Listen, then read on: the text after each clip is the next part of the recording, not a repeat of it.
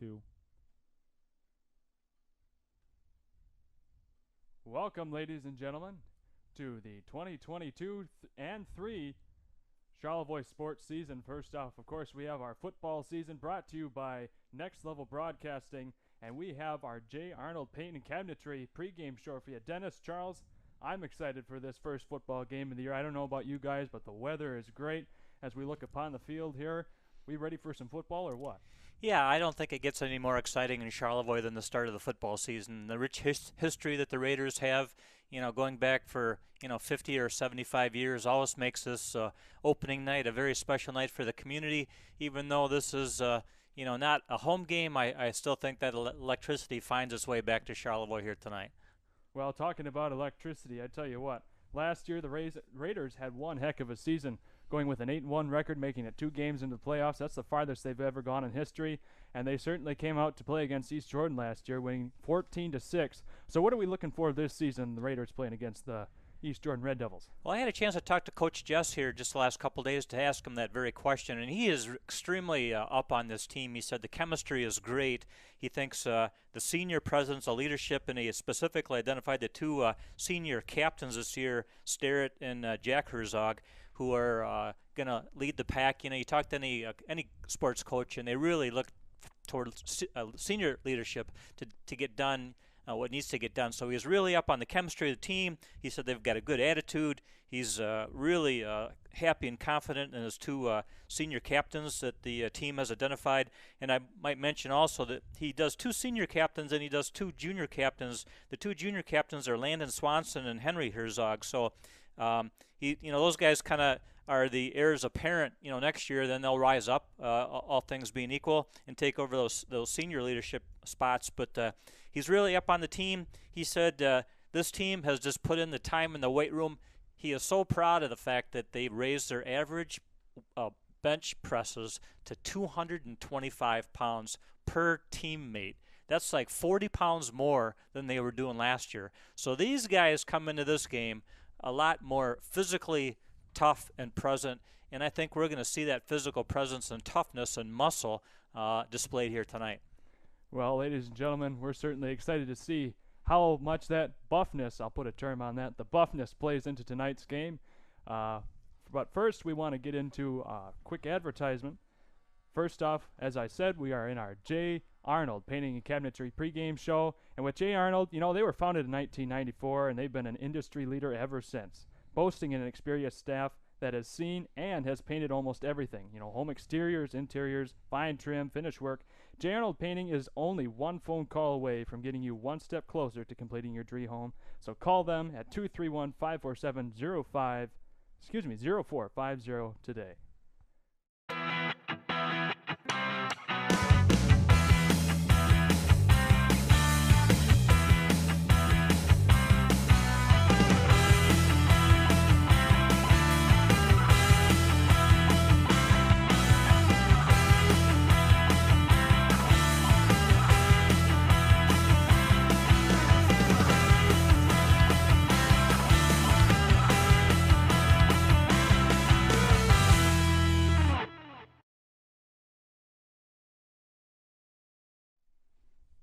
And here we are. Thank you for tuning in once again, ladies and gentlemen, as we are about ready to kick off the Charlevoix versus East Jordan Red Devil contest, the first one of the season. Excited to have you all here tonight. East Jordan is kicking the ball off to Charlevoix, and we'll get underway here in just a moment. Dennis, Charles, any final comments before we see some action? Yeah, I think the little bit of a wild card is Charlevoix is going to start the game with a new quarterback. We saw a little bit of Brady just last year, kind of in mop-up roles in some of the games. But this will be the first game he'll actually lead the charge. So I asked Coach what that was all about, that between the father, head coach, and maybe a starting quarterback, and he says, we don't talk football at home. So I thought that was kind of an interesting observation. But he's a young kid. I talked to a Petoskey coach who scrimmaged against Charlevoix. He said, man, this kid has grown just since last year. He's a lefty. He's got some size to him. And I think that'll be probably one of the keys to the game, is how he adapts to being that starting QB. Yeah, and Shane, as I As I welcome myself in, I would look for what the presence of the Raider offensive line versus the defensive line of the East Jordan Red Devils, and obviously with the Raiders getting the first opening kick, what they can do to establish the run, in between giving it to Herzog, Dixon, the amount of pounders that they have, and being able to jackhammer inside the tackles, and then getting Patrick Sterrett in space. I mean, Patrick Sterrett is the home run hitter. Talked to offensive coordinator Jim Algers, and they want to get him somewhere between 15 and 20 touches. Make sure they're good quality touches where he has an opportunity to run after the catch. Alrighty, so with that, Max Dixon gets the return off the kickoff, and he gets out to about the Raiders' 37-yard line, it looked to be, knocked out by the Red Devils. So not too bad field position to start off. Only about 15 yards from center field. See what the Raiders can make of it here on their first offensive effort in the game. Yeah, beautiful night for football. I mean, just perfect. It isn't too hot. The humidity is low, so nice Raider crowd here tonight. You can see them in the far bleachers. Yep. Came down to watch and support their Raiders. Visions of sugar plums danced in everybody's head that first game. Everybody's 0-0 and has high hopes for the rest of the season. So that just adds to the excitement to the whole contest here. Here we go. So first snap for Brady Jess. Let's see how he handles it. Hands it right off, and immediately we can't quite see who that was, but he got stuffed at the line of scrimmage. 15 there? It looks like it, so that would be Henry Herzog. He took the first snap of the game and gets stuffed, like I said, right at the line of scrimmage. So 2nd and 10 for the Raiders. And it looks like NFHS isn't playing their clock, so or their down counter, so it's handy to have. No problem, man. Like I said, this is the Charlevoix Raider watch party. We'll be bringing to you this for all the away Raider games this year. So Jess hands it off to number 3, Patrick Sterrett, and he couldn't make it up the field too far either. He might have gotten about 3 yards on the play there. Still at the Raiders' 39-yard line, 3rd and 7. Well, it's hard to argue that Sterrett last year was the overall star, all-state recognition, and his accomplishments last year. He's beefed up. He's a strong kid. He was last year. He's stronger this year. So look for him to really start banging up some East Jordan defense here as the game goes on. Right, but let's also monitor the amount of touches that they get Patrick Sterrett and where they want to get him the ball. So, that, like I said, the team wants to get him between 15 and 20 touches. Let's keep track of those touches as we're going to get a encroachment on the looks like number 7 for the Red Devils. That would be Braylon Graboskas, and I apologize if I slaughtered that one. Yeah, he's that's a the junior for the team. Yeah, that's the coach's kid. It's a brand new coach this year for East Jordan, so this is his rookie season. He used to coach down in Central Lake. That Petoskey coach I referenced earlier said, "Watch that kid. Watch your coach's kid. He plays a slot, and father brought him into East Jordan, and they think he's going to really be a star this year for them." Let's see if the Raiders can capitalize off the break. And they do get a first down. Yeah, nice play design there, running the fake dive to Herzog and coming around to Sterrett around the right side of that Raider offensive line. That's a staple for the Raider offense right there. You saw last year they would run that play, and Patrick Sterrett takes that thing to the house, 5-6 times last year. I mean, that halfback misdirection and then bringing him around from the jet sweep kind of counteraction, tough to guard. Jess in the pocket, gets the low snap, hands it off, and gets stuffed again at the line of scrimmage. Couldn't quite tell who that was. Was that? I believe it was Herzog with the carry, Shane. Indeed it was. Yep, number 15, Henry Herzog. So far East Jordan defense has been, doing their job in there and really making it tough to run up the middle. We'll see if maybe look for something to the outside to kind of keep them honest out there, because haven't been doing that great, the Raiders, anything up the middle. See what happens. Higher snap. Just working around, flags on the field. False start to the Raiders. So after getting a lucky break and a first down, now the Raiders suffer a 5-yard penalty, so now it'll be a 2nd and 15 situation. All the way back on their own 44-yard line. Yeah, so they back yourselves up 5 yards. One thing that I'm noticing right off the bat, Shane and Dennis, is that it looks like there's a little bit of a timing issue between the center and the quarterback. Those snaps look like they've been a little shaky, and that's probably just some first game jitters. Yep. First game jitters for a sophomore quarterback, getting the rust knocked off. There's a gear grind, first one of the year. Big opening there. Oh, boy. Good run. Runs up, gets the first down, and stuffed by a whole host of East Jordan Red Devil players there. And that was a really nice halfback draw to Herzog that the Raiders opened up there on the right side of that offensive line. Dennis, we talked about this pregame. We're looking to see what that offensive line for the Raiders can consist of. Brought a lot of starters back, a lot of junior depth, as we mentioned in the pregame about this junior class for the Raiders, really burdening the brunt of a lot of the metrics for football. And the Raiders went outside that last play, and there was some room there, so might be some promises out there as this game moves forward. Just flings the ball over to Hudson Vollmer. He gets the catch about a yard short of first down, but still a good, solid play. Nice 9 yards compared to, 0 to 2 here in the last few plays in the majority of them. So good good last 2 drives we've had here. It's still unusual to me to see a left-handed quarterback drop back in the pocket. I think that really shakes the offensive line up on where they have to guard his backside. So it's a totally different playbook for that offensive line with a left-handed quarterback. You're protecting the opposite side of your typical right-handed quarterback, what he needs to have some time back there. First pass as a starter there. You might want to take that ball home.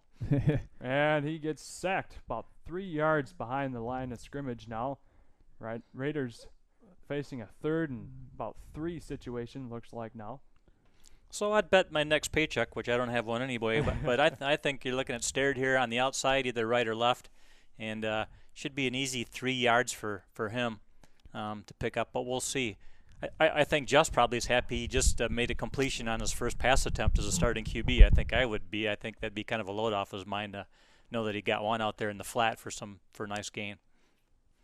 Get that mind working a little bit. Knew how to throw the ball. Now he's got that muscle memory worked in, and we have another. Yeah, timeout Charlevoix, it looks like. Indeed it is. So with that, we'll do a quick live read. And this will be brought to you by Charlevoix State Bank.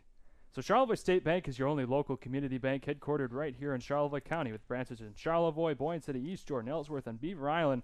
We're always ready to serve our friends and neighbors. Charlevoix State Bank, a proud sponsor of tonight's game.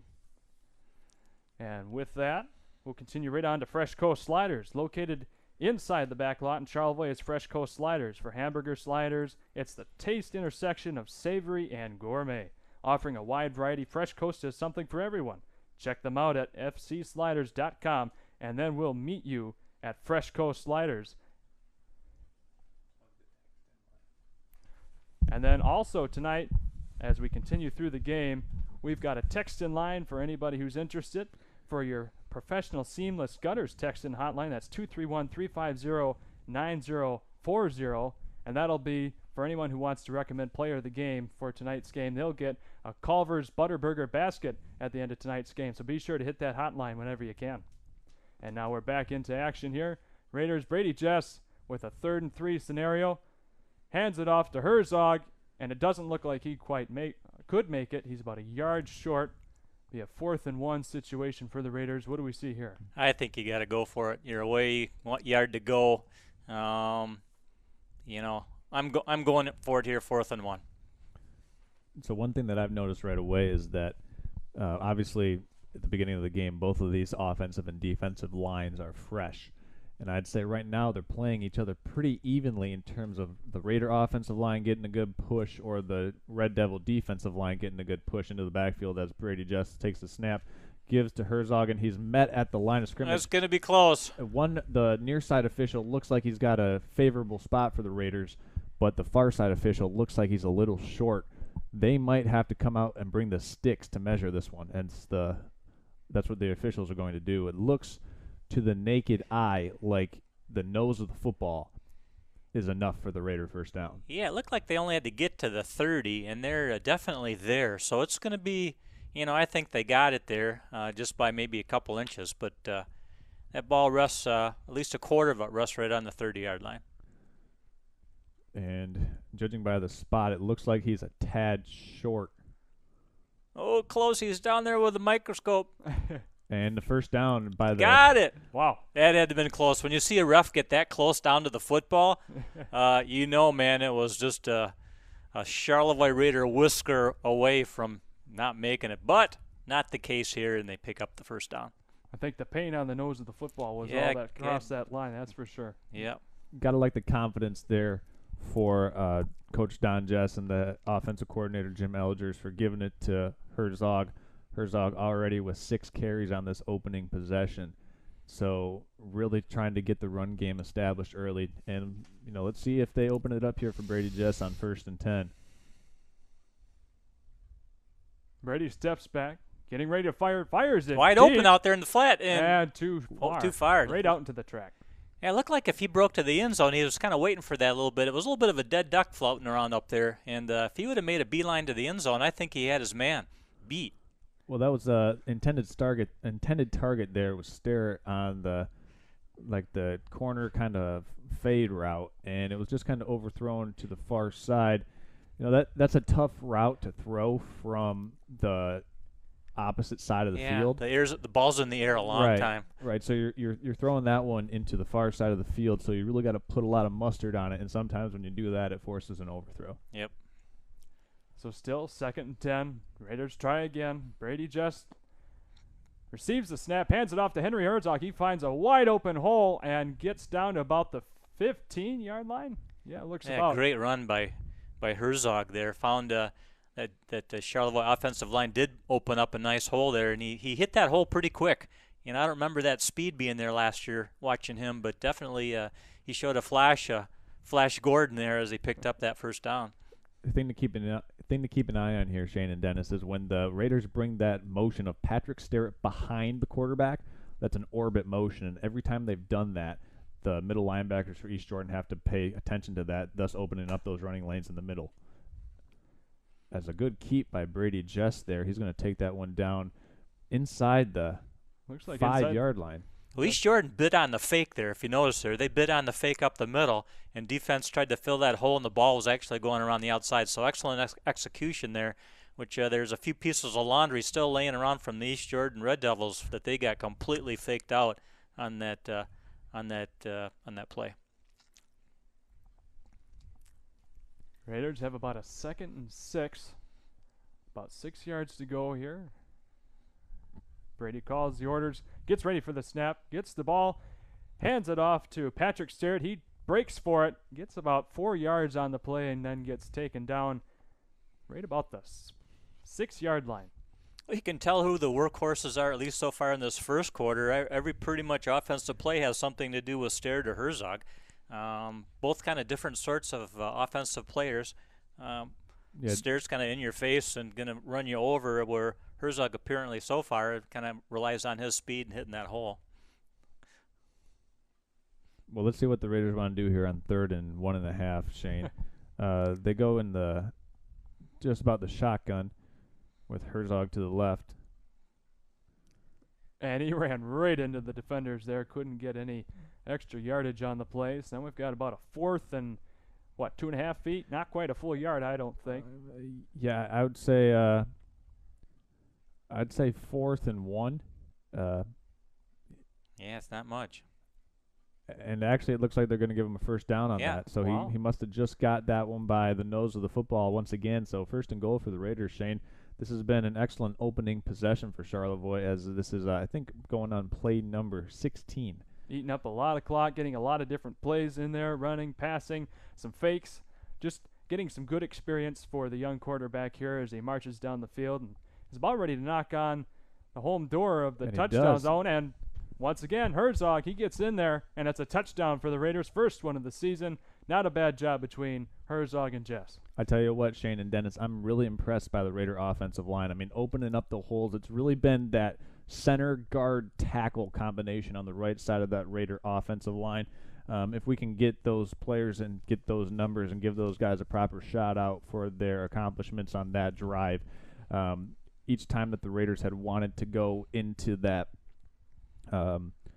right side of the line, that right guard and right tackle and the center have been able to open up some pretty good holes for the Herzog, and it paid dividends. Yeah, that hole was so big on that, I could have made my way through there for 6, I'm telling you.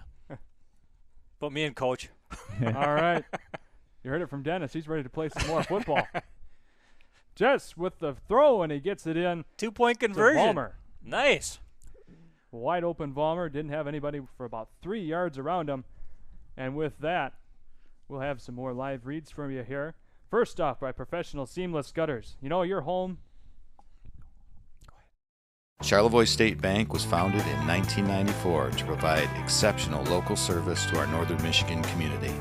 With 6 locations in Charlevoix, East Jordan, Boyne City, Ellsworth, and Beaver Island, we're here to make banking easy, right here in your neck of the woods with people you know. Charlevoix State Bank believes in the positive lessons of high school athletics and is a proud sponsor of tonight's game.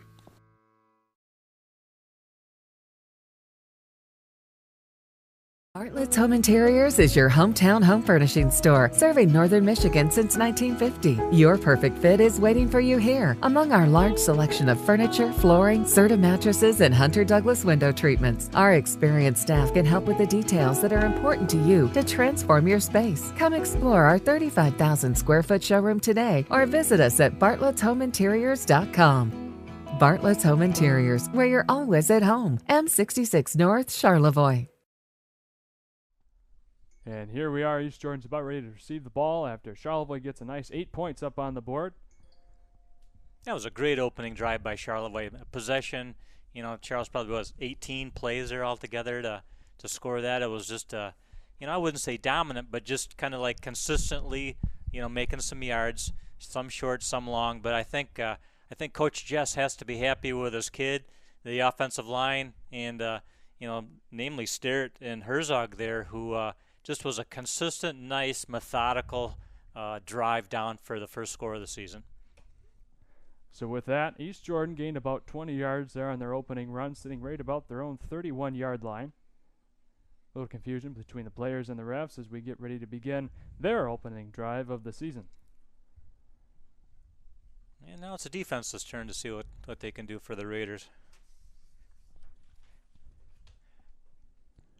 Oh, Ball fumble. is dropped. Picked back up by the quarterback, and he's going to get about 2 yards on the play. That was a lucky save by him. That was a lucky 2 yards. Yeah.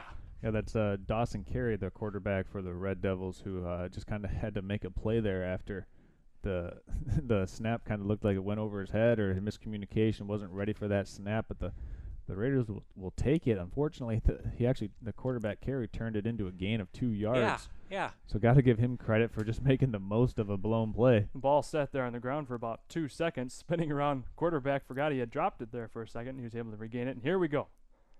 Run right up the middle. That's number 8, Devin Olstrom. He gains about another 5 yards on the play. Now the Red Devils are looking at about 3rd and 2. They gave a generous spot there, 3rd and 1 at their own 39-yard line. And one thing I noticed looking at the East Jordan roster, there's a mulpus. It wouldn't be a complete East Jordan football season, basketball, you fill in the blank, if there isn't at least one mulpus on an East Jordan team. So we've got one, number 2, Ryder Mulpus, sophomore, playing here tonight. One more mulpus in the crowd.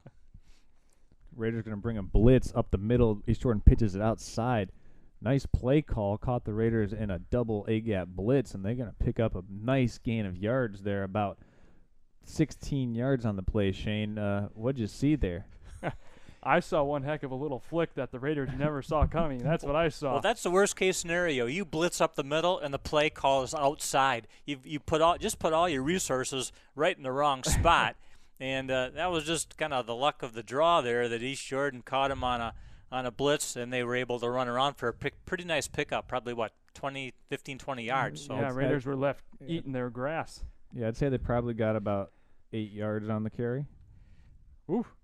The quick reception there, that was by, could we quite catch the number there? I couldn't.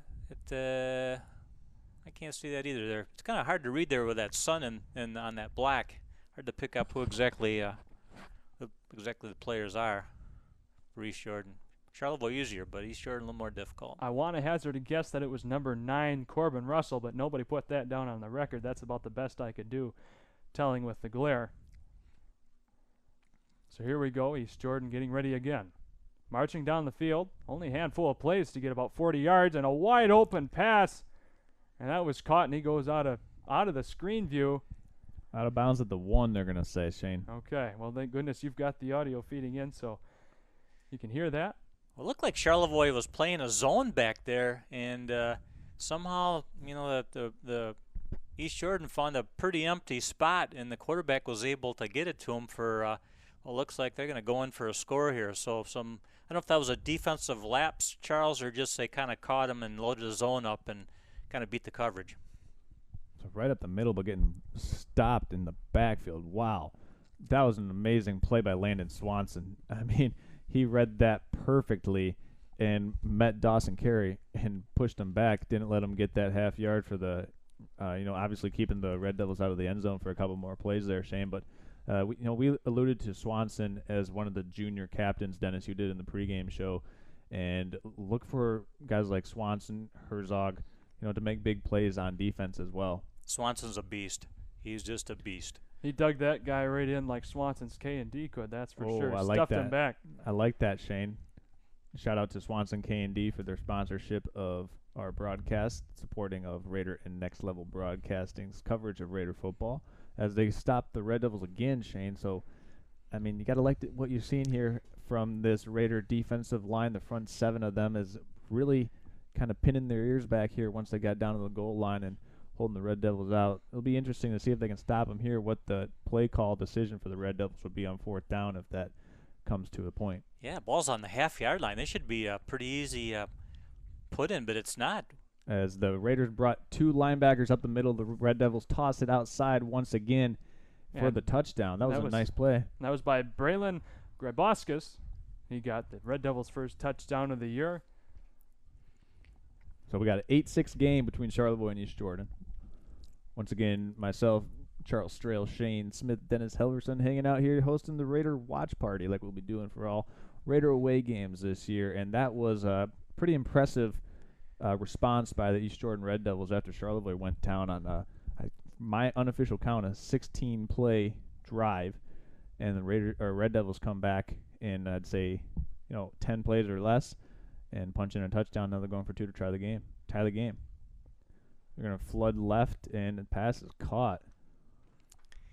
Yeah, they had 2 receivers out there in the corner, and actually kind of 3 in the area, and one of them came down for East Jordan. So we've got a tie football game here in the first quarter. Pretty exciting. The only differences between those 2 drives was Charlevoix's was long and methodical, and East Jordan's was kind of quick and explosive. So 2 different kind of scores here, but still remains coming close to the end of the first quarter here as tie score. And we'll give credit where credit's due. That was number 8, Devin Olstrom.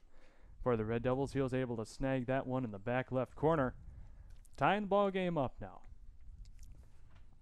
Always a good showdown. East Jordan, we call it that kind of junior conference, the Lake Charlevoix Conference, Yep. Boyne City, East Jordan, Charlevoix. We've talked about that last year, not only football but basketball. So I think it's fair to say that the intensity level does kind of get dialed up to see where those 3 schools, who's the king of the lake, kind of. Yeah. And this is one of those games where both sides, I'm sure, people love beating Charlevoix. I don't care.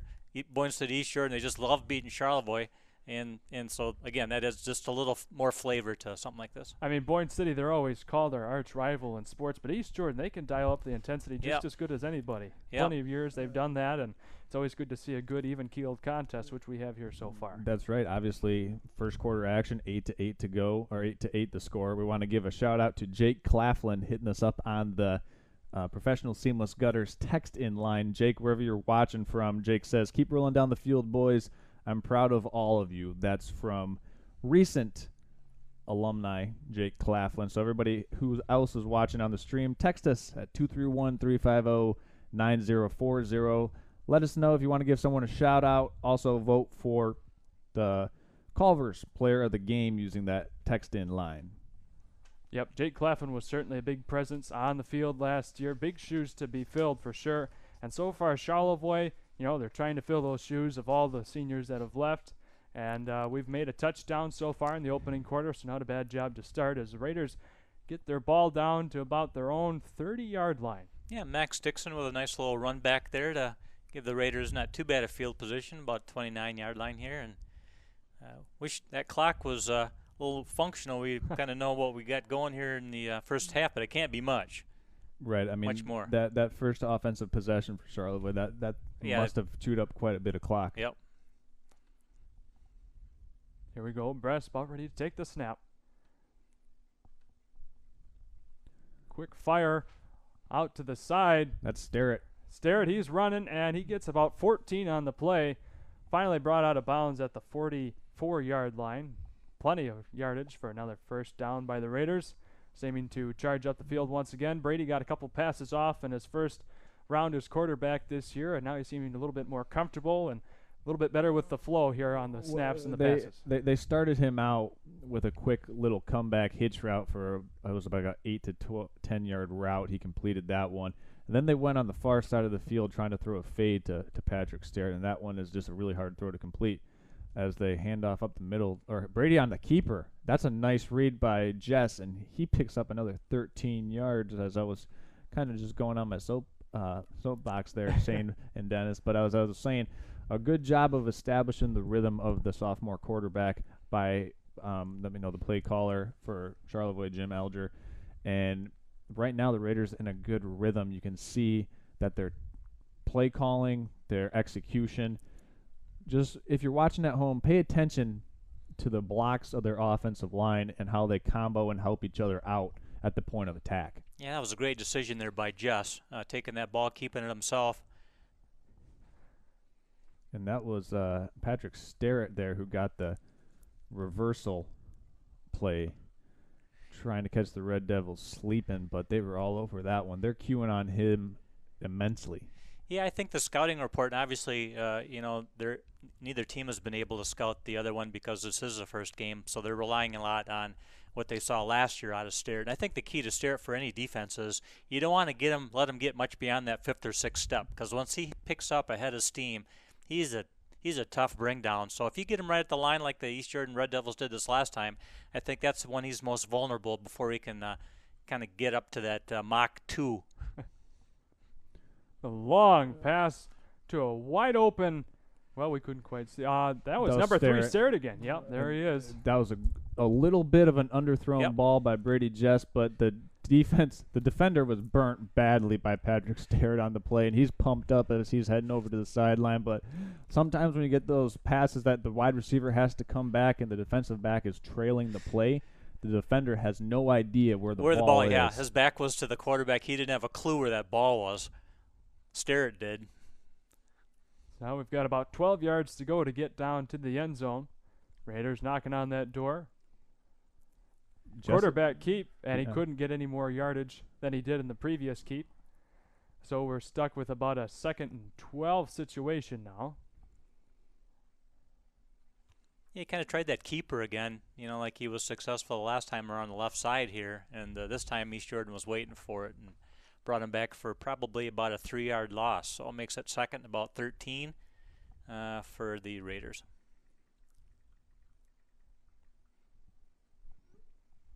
Eight to 8 here in the first quarter. Great game so far.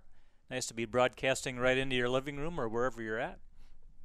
And it looks like East Jordan was the one who called timeout, so we'll be going to a quick commercial break. We'll be right back. I'm Ryan Beningo, but you might know me for my business, Professional Seamless Gutters, where we specialize in, you guessed it, everything gutters. New installation, replacements, cleaning, leaf guards, rain chains, and much more. But unlike many service providers, when you call Professional Seamless Gutters, you get me, Orion, not some bum intern or call center recording. So when you're contemplating any services regarding the gutters on your home or pole barn, think Professional Seamless Gutters.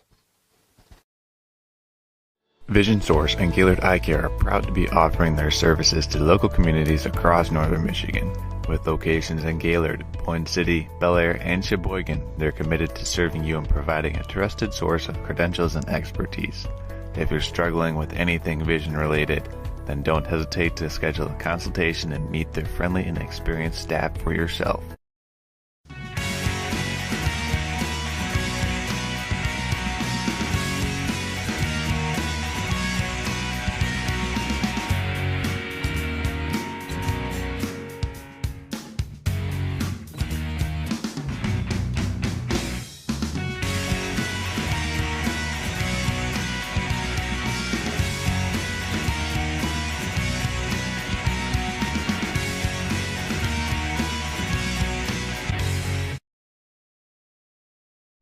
And welcome into the second quarter, everybody. I apologize there for the mis-announcement there. That was the end of the quarter. Of course, we don't have our clock working, so we can't quite tell, as Landon Swanson tried to work up the line a little bit, get a few more yards. And we're stuck at about a 3rd and 3 situation here for the Raiders, so a nice gain after being at a 2nd and 12 scenario here just a moment ago. Now we're within 5 yards of the end zone. So once again, hopefully the Raiders can get another quick 6 points up on the board and see where it goes from there. East Jordan's been just as good playing so far as Charlevoix. And what a different drive. This drive for Charlevoix is a lot quicker than that first drive, but as long as it ends with 6, we don't care. Oh, just gets caught in the backfield trying to make something out of nothing there. He didn't have any blockers, and he was easy prey for the Red Devils. Brought him down probably for another loss. Brings up 4th down for Charlevoix at about the 9-yard line. So he lost a couple yards there on, I don't know if that was a broken play or what, but he had absolutely no protection on his attempt to gain some yards on the ground there. Not sure what kind of kicking game Charlevoix has here, if that's even in the cards, or if Coach Just is going to roll the dice on 4th and, I would say 4th and long. Certainly looks like they're going to. I mean, at least they've got great field position here to give to the East Jordan Red Devils, if nothing else. So we're going to go for it. Just with the pass. Oh, and perfect it's caught in the end pass. zone. Oh, nope. Incomplete. He got knocked out there, so that'll be it for the Raiders. Incomplete pass. And here we go. Red Devils take over at their own 9-yard line. Yeah, that was a spot pass. You know, Just throws that to, spot in his head, and the receiver knows where that ball's going to go. And from here, anyway, that looked like really close to a touchdown, but looked like a good pass. Looks like just a better defensive play, and that's a turnover on downs back over to the Red Devils. But like you said, East Jordan with not great field position, which is probably second best thing that could have happened there. Here we go. Red Devils take the snap. And they get a loss of yards on the play. Looks like about a yard short of the line of scrimmage there. Yeah, that was great defensive line pursuit. They stretched that play out and didn't let the runner get around the corner, which is what your goal is. So great defensive play there by the Charlevoix defensive line, not letting that get around.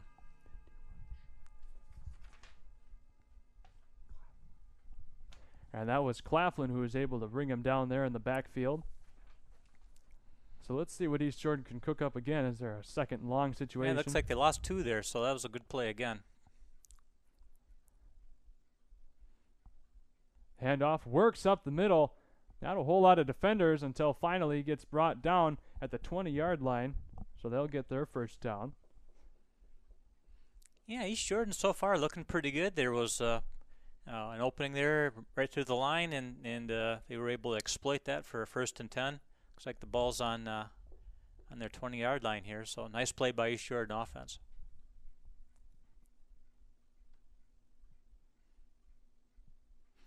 I'll let you cheat on that last name. I know that's a mouthful. Again, that's the coach's son, that Grabaukas.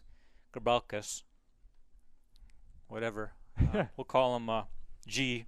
G-Man. G-Man. That works. Again, the coach's kid for East Jordan. Some kind of penalty. They're walking off for against East Jordan. We'll wait here a second. We'll see what that was.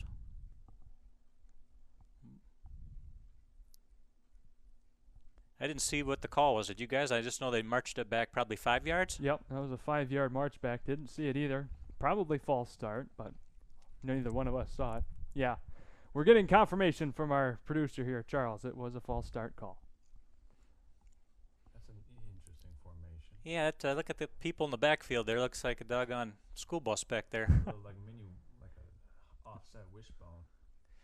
Nice play. Nice, excellent offensive or defensive play by number 6. That was Bryce Johnson. So stuffed him back there, only gained about 2 on the play, so still a 2nd and 13 Well, I think the secret there was he didn't give up his position. I mean, he could have went toward the ball to number 6 for Charlevoix, but he stayed in his lane, and good things happened. So he was there guarding that right side for exactly that situation where they come back on you. He'd still be running right now if he had, again, stayed in his lane and made a great play. So kudos to him. Good coaching there. Good to listen to your coach. You get good plays like that.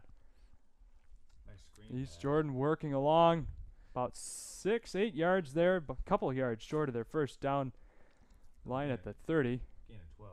Gain of 12. That was a nice play. Nice screen to the right side. Yeah, when you run that screen pass there, it's tricky because the defensive line they almost like recognize that something's up because they get a free rush to the quarterback.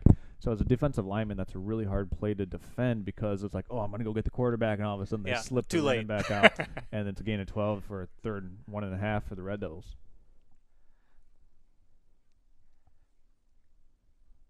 So Charlotte, we're going to show blitz up the middle.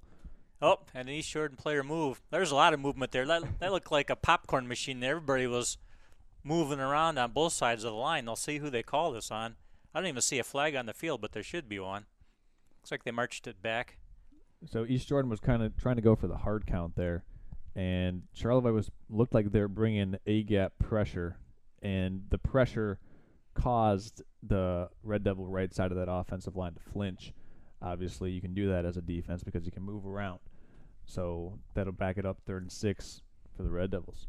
East Jordan's 2nd penalty on this same series. The snap, quarterback running around, a flopper, and it hits the dirt at the 35. Nobody was there to get it. Yeah, that was really good coverage by the Raider defensive backs there. They just kind of played straight man as the Red Devils tried to flood that side of the field on the quarterback sprint out left. And when somebody's playing man defense like that, it's tough to complete those flood patterns because it's man on man. That was really a slow developing play. Charlevoix just, again, stretched him out on the line there, and that play didn't look like it was going anywhere right from the get-go. So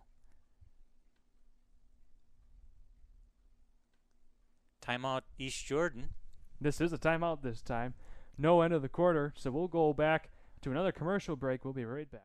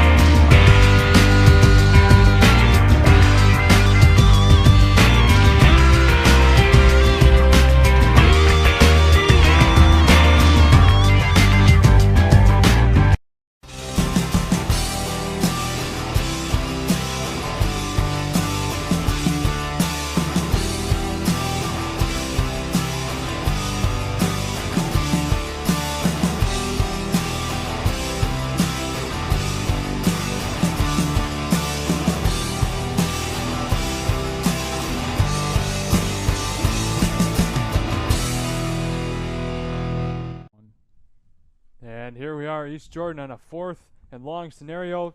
The ball is dropped, brought all the way back to their own end zone. It's like a safety. Yep. That ball was hiked probably 3 feet over the quarterback's head, and that ball in the air went backwards, probably 20 yards? For an easy Charlevoix 2 points on that safety. The quarterback really didn't have much choice other than just to smother that and make sure Charlevoix didn't recover it for 6. So he was pretty fortunate Charlevoix only got 2. So that'll be a costly mistake that East Jordan will make sure they don't repeat again. My goodness. Yeah, things were going so well, and then they ran into that little pothole and gave up an easy 2. The referees looked like there was a holding call on East Jordan on that last play, and Charlevoix obviously declined the penalty. So not only does Charlevoix get the the 2 points on the safety that are going to get the ball back here when East Jordan elects either to kick or to punt back to them. So kind of a double whammy on a safety. You give up points and you give the other team the ball again. So not only did their tire hit a pothole, but I think their whole front end went out of alignment a little bit there. They had 2 big penalties, keeping them stuffed back on the same series, and then this messed up punt attempt here. We really need to get car and auto repair sponsor, don't we? We do. I just looked at our sponsor list. I'm like, God, there's got to be somebody I can call for that. But somebody can benefit from what's going on out here right now. So with East Jordan giving up the safety to Charlevoix, they'll have to punt it away. So, I mean, if you're envisioning this as a Raider fan, you want Patrick Sterrett to catch this punt right around his 45-yard line, because they're not going to be able to punt. They'll be punting from their own 25, the Red Devils will. So, an average punt might go 35, 40 yards. So if Patrick Sterrett catches this punt with a head of steam, look out. Look out. This could be a house call. Yeah. Well, things were going so well for East Jordan until they weren't.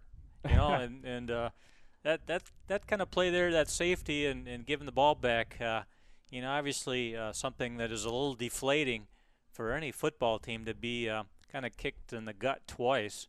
Actually 3 times. That Sunder's not probably feeling really well about things either right now by missing his mark by, 3 yards. But again, first game of the season, you're going to get some of those sort of, faux pas there here and there. So maybe they can go to Fresh Coast Sliders after the game and get a nice little slider and feel better about the way this has played out so far. And looks like 44 there, recovered. Ryan Pearl, he was able to squander the ball right there at Raiders 43 about. That's a really smart play by Pearl there. So we're going to make that our Market Technologies Incorporated smart play of the game. Market Technologies, your pro source for everything market related in terms of your portfolio, investments, things like that. Shout out to our friends over at Market Technologies. Shout out to Brock Yanglin for being a sponsor of tonight's game. And so Ryan Pearl there, guys, back to my point.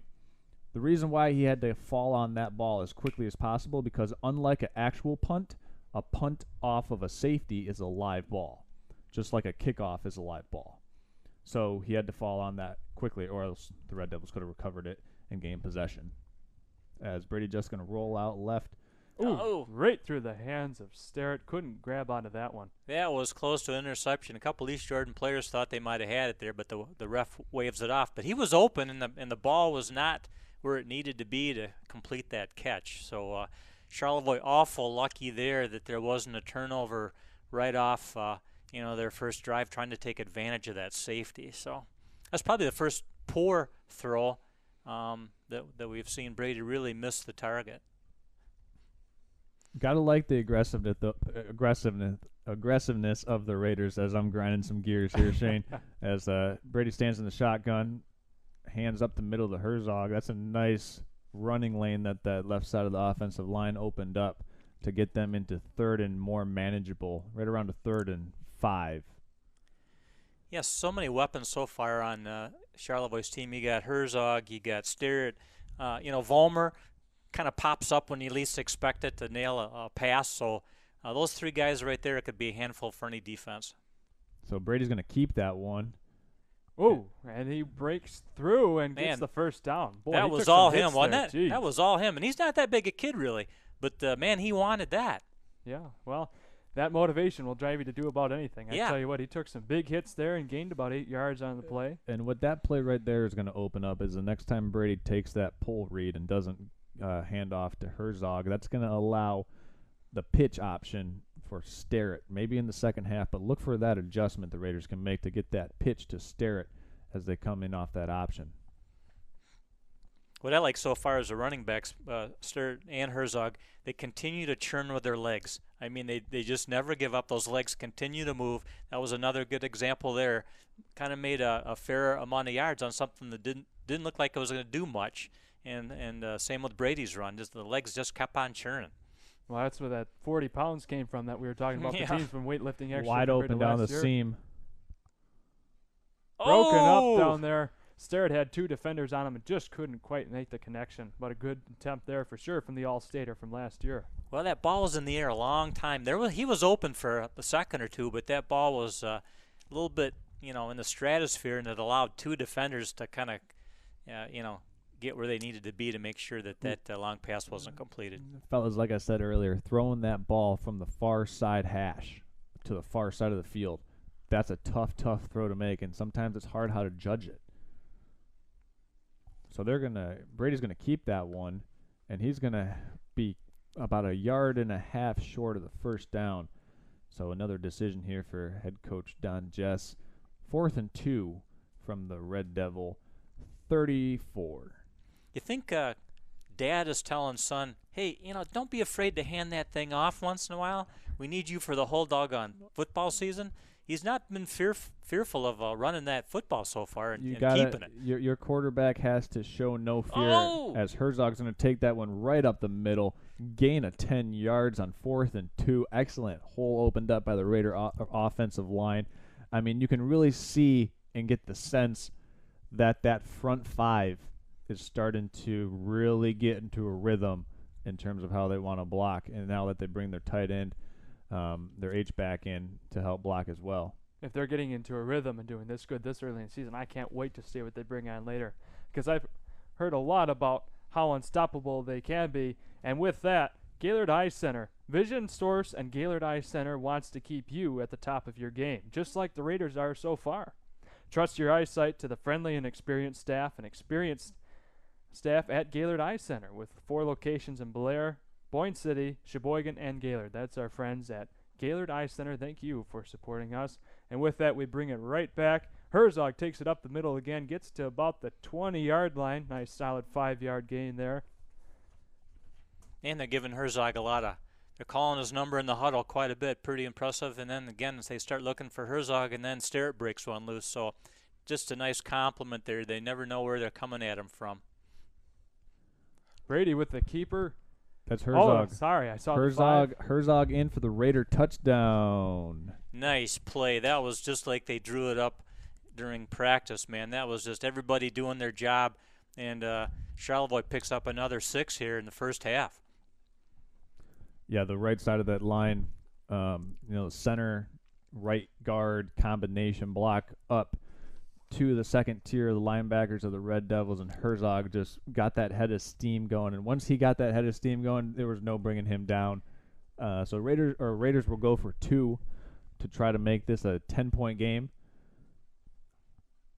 Brady Jess is going to stand in the pistol with Herzog behind him, and the Raiders are going to take a timeout.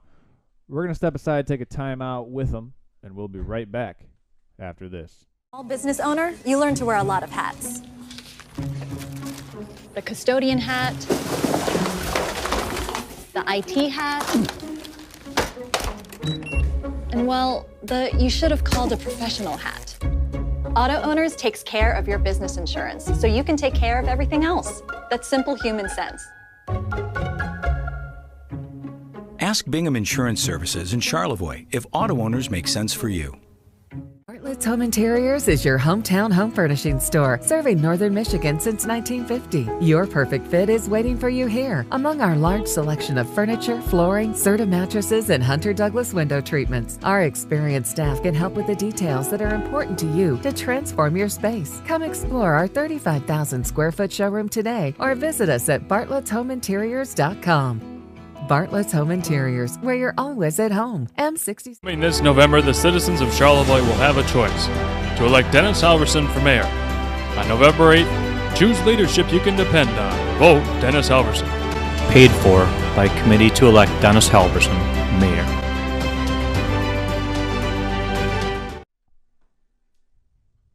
And here we are back at it, ladies and gentlemen. Ryan Pearl is going to try and kick in the extra point.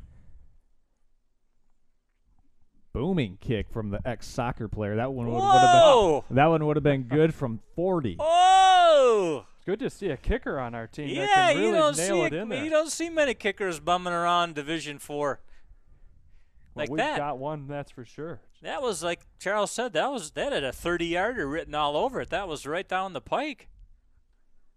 Well, we'll take the extra point all we can get it. Well, the score sure certainly screws up a lot of with that kind of wacky number here with the safety and then the 3 and then the 2-point conversions. This is a real unusual number here for the score of this game. Yeah, well, with the Raiders putting the Red Devils down by 9 points, the Raiders up 17-8. That's going to give us time to thank some more of our sponsors tonight. We want to thank our friends at Bingham Insurance. Hey, listen, you can ask me, running a small business can be risky and tough, but one thing you can't leave to chance is your insurance coverage. Bingham Insurance wants to help keep you covered from the unexpected thing from happening. That's Bingham Insurance Company, representing auto owners insurance. And just wood and steel. Hey, Michiganders, we like to have our outdoor toys, meaning 4x4s, ATVs, side-by-sides, campers, trailers, and much more. However, oftentimes we don't consider how to store our vehicles during the winter. But Just Wood and Steel makes it easy. With pole barns, metal frames, and sheds built to your specifications. When choosing a company to build your pole barn or enclosure, go with what's real. Go with Just Wood and Steel. As Ryan Pearl kicks off for the Raiders. Shane, that one's going to bounce on the far side and go out of bounds. So for an illegal procedure, East Jordan's going to get this one at the 40 or 35-yard line. So, Charles, that was kind of a poetic commercial there you just did. I wrote that one. I mean, I'm impressed, man. That was a side of you I've never seen. You could write kind of commercial poetry. Man, he's got 3 small businesses going. Now he's a poet. What can't the guy do? What, yeah. I mean, it's just an honor to do a football game with you, man, to hear that kind of – you put something together like that, they got to be happy with you reading that. Anybody else wants to have a sponsorship that you can get, that you can access talent like that on your commercial, give Charles a call at Next Level, and we are here to serve. Or hit the text in line at 231-350-9040. We'll respond to that. Also hit that text in line, the Professional Seamless Gutters text in line, to let us know who you think should be the Culver's player of the game tonight. Player of the game will win a Culver's, what do they win, Shane? It's a Butterburger basket. A Butterburger basket, man, I'm telling you. And you know what? After playing a great football game, there's nothing more that you could look forward to as a player. Right now, the leader in the clubhouse might be Herzog for player of the game, has 2 touchdowns on the night. But people, let us know who you think should be that Culver's player of the game. Keep sending those texts in to that text-in hotline. So with that, my goodness, the Red Devils cannot seem to get a drive put together at the moment, as they only got 1 yard on their first down attempt, and now on their 2nd yard attempt, they lose a yard. Now 3rd and 10, right at the line of scrimmage, their own 35. East Jordan has lost all momentum so far. Yeah, I was just going to make that comment. I think the field tilted a little bit in Charlevoix's favor, and I see maybe at least this first half right now, the East Jordan Red Devils are dragging a little bit and just got gut punched 3 or 4 times. We'll see if they can respond to that. QB stepping way back, fires upfield, nearly intercepted by the Raiders, but it falls incomplete. Yeah, that was Patrick Sterrett with the diving attempt there at the interception, Shane. The Raiders were just kind of sitting back, playing a little cover 1, it looked like, and the Red Devils had a good call on just underthrown ball. If that ball is a little bit further out, leading the receiver, that's probably a big play, as they had a wide receiver going deep on that far side, so the deep over the middle drag route would have been open. But a misthrown ball, so 4th and 10 back deep is Patrick Sterrett for the Raiders. And looks like we're going to have I don't see a flag, but there might be, or Coach Jess walking over to talk to the ref. I'm not sure exactly. I can't read hand language, but there's some communication going on there. Well, we'll let the referees sort that one out. With that, we get to thank some more of our sponsors, and we're going to thank our friends at J. Arnold Painting and Cabinetry. Listen, J. Arnold was founded in 1994 and has been an industry leader ever since, boasting an experienced staff that has seen and painted almost everything: home exteriors, interiors, fine trim, and finish work. J. Arnold Painting is only one phone call away from getting you one step closer to completing your dream home. Call them today or tomorrow at 231-547-0450. And we want to thank the Charlevoix State Bank. During a time of mergers, acquisitions, and name changes, the founders of Charlevoix State Bank saw a need for a truly local bank focused on our community and strength and fostering customer relationships. Those values continue to drive us today. the Charlevoix State Bank, as they support high school athletics and are a proud sponsor of tonight's game. And we're bringing you this game hopefully from the comfort of your living room, from the comfort of maybe your RV. If you're watching the game at the parking lot at East Jordan High School, wherever you're watching from, make sure you hit us on the Professional Seamless Gutters text-in line. That's 231. It's on the screen. I'm done saying it. Patrick Sterrett back deep to return for the Raiders. That one is going to be unplayable, a lot like my golf game, and that's going to go out of bounds at the 35. Well, we know the Charlevoix Elks Club has got us tuned in. Heard that today, so we're real happy with them. And again, we will be doing every Raider football game this year. A little bit of a change up from years past where we only did the home games. We're going to be doing from top to bottom on that schedule and following your Raiders. So I'll give you the choice, either if home maybe slip down to Kipke Field, or if someplace you don't really want to drive to, feel free just to turn into our YouTube link. Yeah. Yep, and watch it right from your couch. And I promise, as we continue on through that top to bottom schedule, I will get better. Trust me. This Fumble, is my first Charlevoix. Yeah, Brady It's just recovered, though. Brady got back on that one, Shane. So we'll let Shane. You want to go back into your soliloquy, or you just want to let that one slide? You know what? We'll let that one slide. Okay. So 2nd and 16 for the Raiders. We're getting some text into the text-in line for Patrick Sterrett being the player of the game. So that was Landon Swanson on the carry, and he's going to take that one up about a 2-yard gain. We'll be generous with that one. So a 3rd and 13 for the Raiders here. It's a passing down, so Yep. we'll see what Brady can uncork here from that southpaw delivery. I'd like to see him drop back about 3 steps and just fire it right over the middle for a touchdown to somebody. He's got a deep wheel to stare it on the near side of the field, and that's incomplete. Caught out of bounds. One thing, and again, I'm not a quarterback's coach, and but it just seems like the one thing I would just observe from Justice passes so far, they seem to have a lot of air a lot of times, and it's allowing that defense to if they were not in coverage to get over and cover that potential receiver. So I'd like to see him kind of flatten that out a little bit, maybe go to something a little shorter, a little more power behind it, and not give that defense time to react. So back to punt was Ryan Pearl, and the kick was fielded at the Red Devil 40. Yeah, nice bring down by looks like number 2 for Charlevoix. That'd be Vollmer. Vollmer with a nice, basically no gain after the catch. That's East Jordan's shortest return so far. Thank goodness Vollmer was there to stop him, as there weren't a whole lot of others right there in play.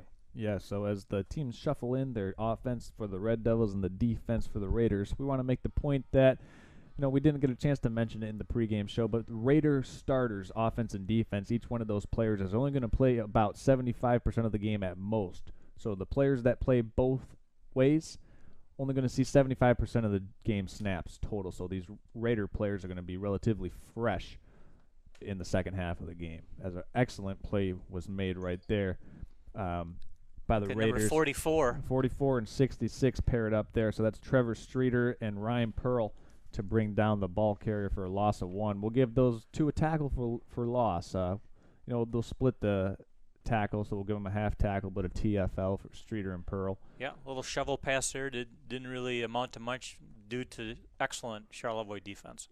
Yeah, it sure did. Oh, fumble, East Jordan. Got another fumble. That one's on the turf, and able to get back and recover it was Dawson Carey for the Red Devils. But that sets them way behind the chains. Call it a 3rd and 19, or 20, if you will. A 3rd and 20 for the Red Devils, and we'll see what the Raiders want to do here defensively, Shane and Dennis. Right now, the Red Devils haven't really been able to threaten them deep aside from one long catch and run. I would imagine that the Raiders probably just rush 4, drop 7 into coverage. Yeah. Well, Brady just in on that last defensive play. Not only does he play QB, but he also plays defensive end. So Raiders are going to play zone. Swanson giving chase, making the play about a gain of 7 yards. So 4th and 13 for the Red Devils.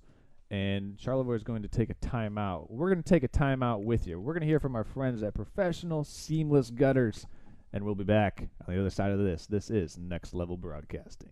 I'm Ryan Beningo, but you might know me for my business, Professional Seamless Gutters, where we specialize in, you guessed it, everything gutters.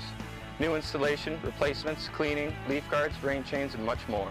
But unlike many service providers, when you call Professional Seamless Gutters, you get me, Orion, not some bum intern or call center recording. So when you're contemplating any services regarding the gutters on your home or pole barn, think Professional Seamless Gutters.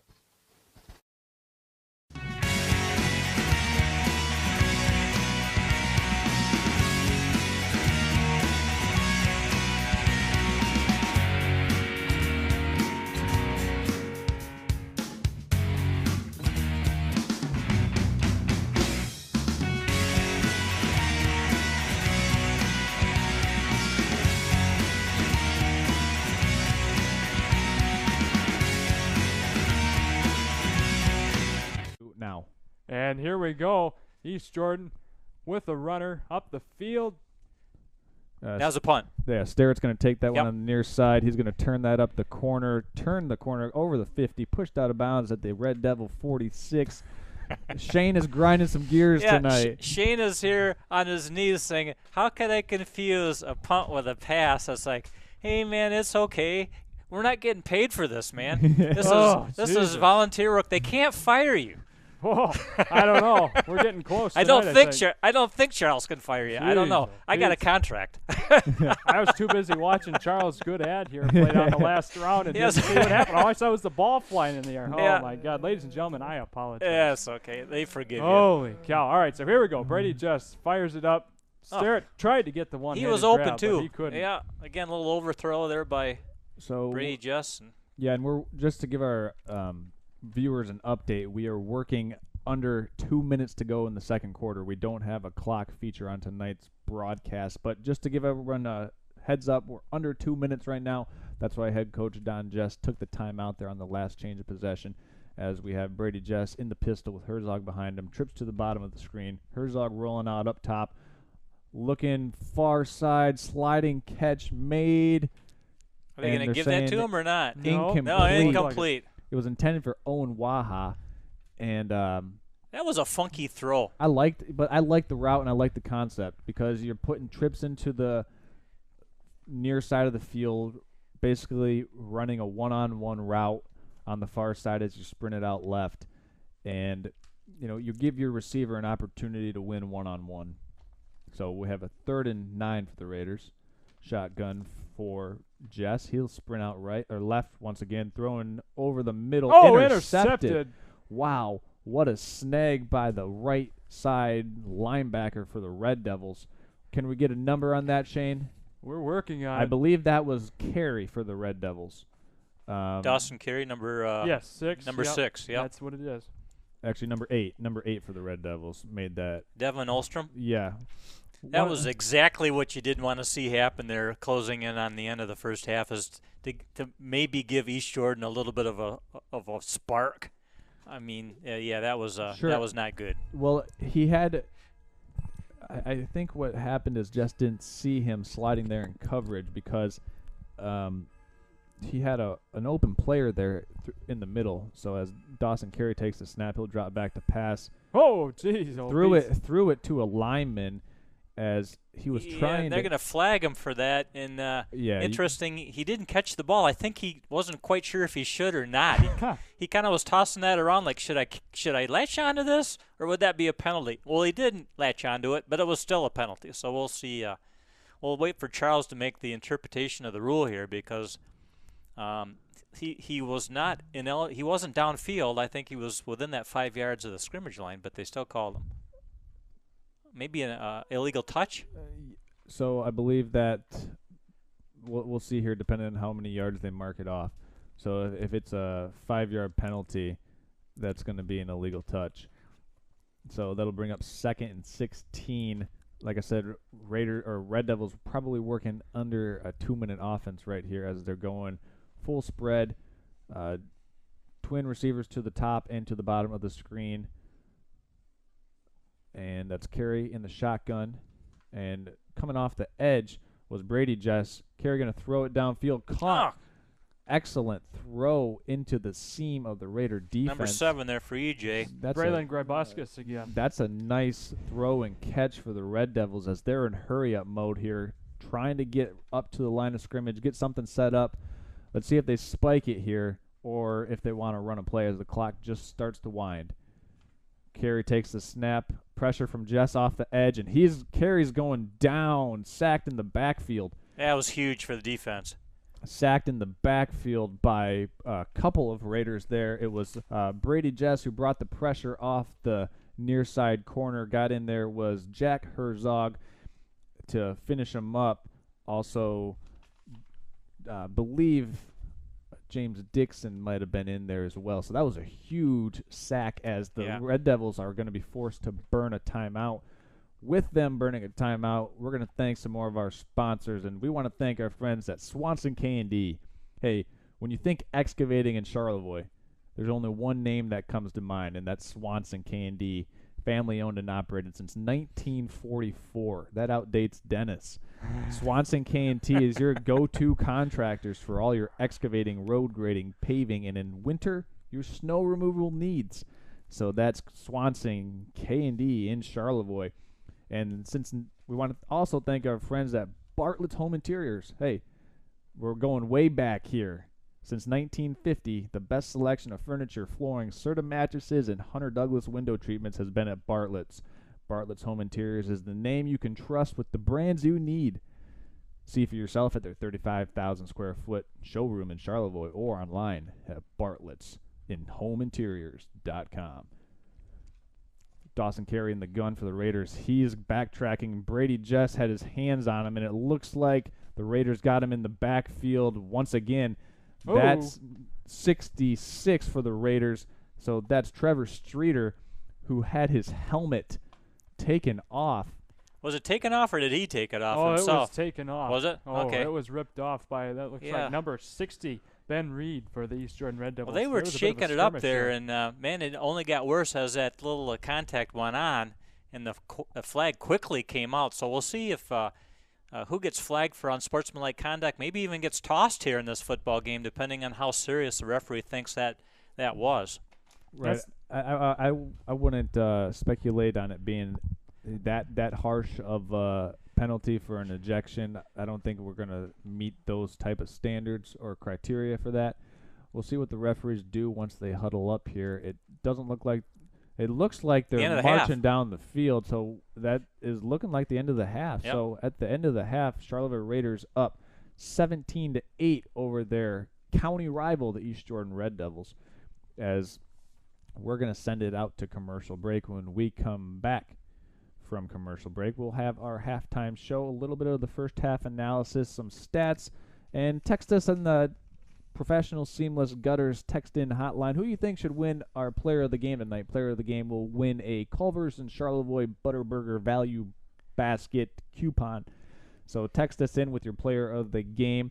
We're going to step aside here, hear from our friends at J. Arnold, and an assortment of our other sponsors. We'll be right back with the halftime show right after this.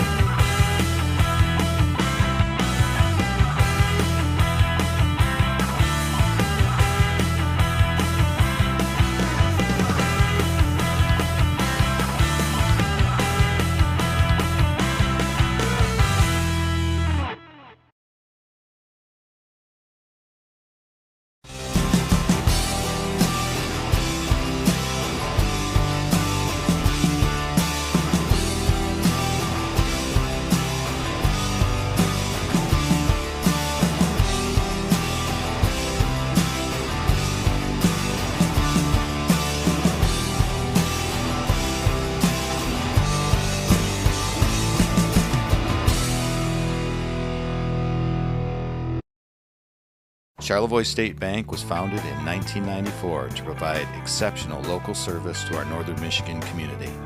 With 6 locations in Charlevoix, East Jordan, Boyne City, Ellsworth, and Beaver Island, we're here to make banking easy, right here in your neck of the woods, with people you know. Charlevoix State Bank believes in the positive lessons of high school athletics and is a proud sponsor of tonight's game.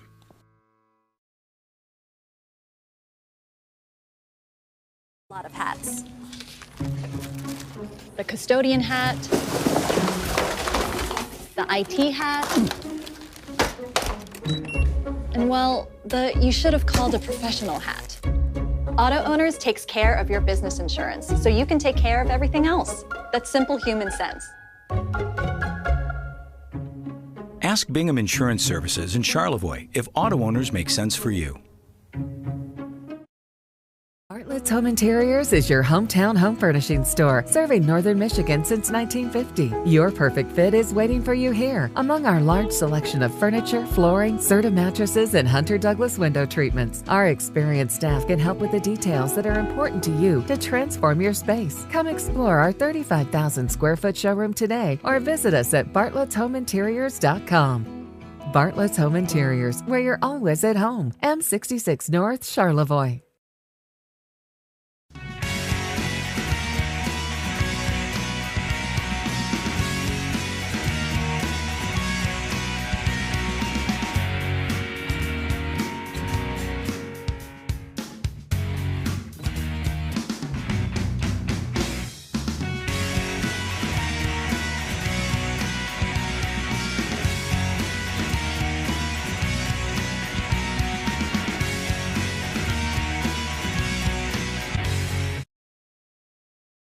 Cool. Really? And we're back in. Welcome into the Fresh Coast Sliders halftime show here on Next Level Broadcast. And we're hanging out hosting the Charlevoix Raider watch party tonight as the Raiders open up the 2022 football season campaign at county rival East Jordan. And the Raiders find themselves on top of the Red Devils 17-9 after 30 minutes of play. I'm Charles Strail, joined by my co-hosts tonight, Shane Smith and Dennis Helverson. Shane and Dennis, we've seen a lot of different things. We know that this Raider team was going to look a little bit different than it did in 2021. What have you seen so far, Shane, from sophomore Brady Jess as they've tried to assimilate him and let him settle into this game? How has he looked from your perspective so far as a sophomore quarterback starting on the varsity team that won 8 games last year? So for being a sophomore, I mean, he had some good quality play last year, cleaning up after Caleb Stuck, big quarterback last year. He had some big shoes to fill coming in sophomore year. He's been doing well so far. He's shown a lot of grit, a lot of toughness. He's gotten some good throws in there. He's gotten some good runs on his own. He's been able to hang on to the ball, whereas East Jordan, they've let it drop and dribble around a fair amount, so he's been pretty solid there overall. And so far, for being his first ever full game as a sophomore in his high school career, I think he's doing a pretty solid job. He's gotten 2 touchdown drives so far. Right. So yeah, and it's one thing for a quarterback to get that first touchdown pass out of the way, but it's also another thing for that for the quarterback to get that first interception out of the way, because that one thing you need to learn from is not it's not if you make the mistake, but when you make the mistake. So seeing how will be able to bounce back after throwing that last possession in that 2-minute offense, and that's the thing, Dennis and Shane. Charlevoix was in a hurry-up 2-minute concept there where they were doing a lot of sprint outs, and sometimes it's tough to see those linebackers flowing into coverage and in and out of those holes in the defense. And, he made a little mistake.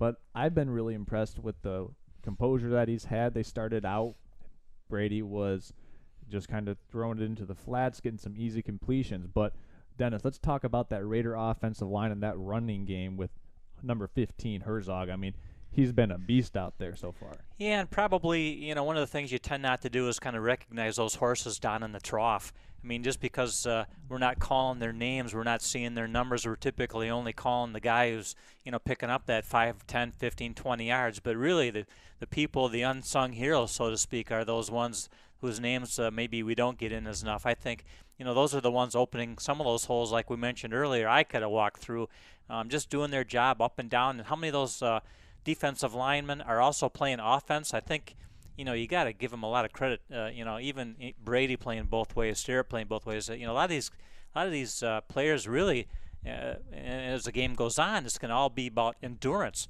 Who at the end of that, when the final bell rings, who worked out more during the summer. I heard Charlevoix from my house, they'd start practice at 4:30. They would not quit till 8:30 every night. They practice 4 hours, and that's just formal practice. That doesn't count, the time they've been in the weight room all winter, the times, weekends they're up there lifting. So, they know that physically it's demanding playing both ways. And we can see at least this first half they've risen to the occasion. I mean, it's a team that's got them this far the first half. Again, like you guys said, first game jitters. We haven't seen much of that. Brady, how rare it is to have a sophomore leading the offense. I mean, that even at this level is very unusual, where you can get a sophomore with a composure and the decision-making ability to get in the game, especially like you mentioned, Shane, following a stud like Stuck last year. I mean, that's not easy shoes to fill, like you just mentioned. So I think Brady so far in this first half hasn't got him in trouble. I think, they had East Jordan on the ropes really bad until they picked up that interception, and, lucky that didn't give him the spark to kind of come back. So I think they start the third quarter, East Jordan's still on the ropes. They didn't show any ability to get much momentum that first half, maybe after the first drive. But I think the coaching staff has got to be pretty happy with that first half of Charlevoix play on both sides of the ball. Yeah, I think you hit the nail right on the head, both of you, Shane and Dennis, and that's one of the things. As the first game, you get some jitters, and we saw that with the quarterback-center exchange in the first couple snaps. And what I was impressed about is right away the Raiders wanted to come out and establish the point of attack at the line of scrimmage. Let those guys, as you mentioned, Dennis, the linemen up front, the guys that don't get their name in the paper all the time, and let them establish the tempo, establish how you want to play football on a Friday night. And then you're giving it to Herzog. Look for a guy like Patrick Sterrett in the second half. So right now, Herzog has 2 touchdowns right up the middle. Okay, the Raider offensive line, left guard, center, right guard have been opening up some really good holes for Herzog running up the middle. What the Red Devils have been able to do and key on is the perimeter running game of Patrick Sterrett. Sterrett really has only had 2 explosive plays so far, which, for a normal player, 2 explosive plays and a half is a good half. But we're accustomed to seeing Sterrett being able to take a handoff to the house at any point in time from any point on the field. So with the success that Herzog has had up the middle, look for the counter for the Raiders, not necessarily the play, but the counter strategy is getting Patrick Sterrett out in the flat, letting him get some yards after catch, using that elusiveness, the shiftiness, the Sterrett wiggle, as they call it, to his advantage in the Raiders to get out on the perimeter and really test the perimeter defense of the Red Devils. That's one thing that I've kind of been watching for. And it really seems like the Red Devils are going to have to adjust to that Raider offensive running game inside, especially inside the tackles.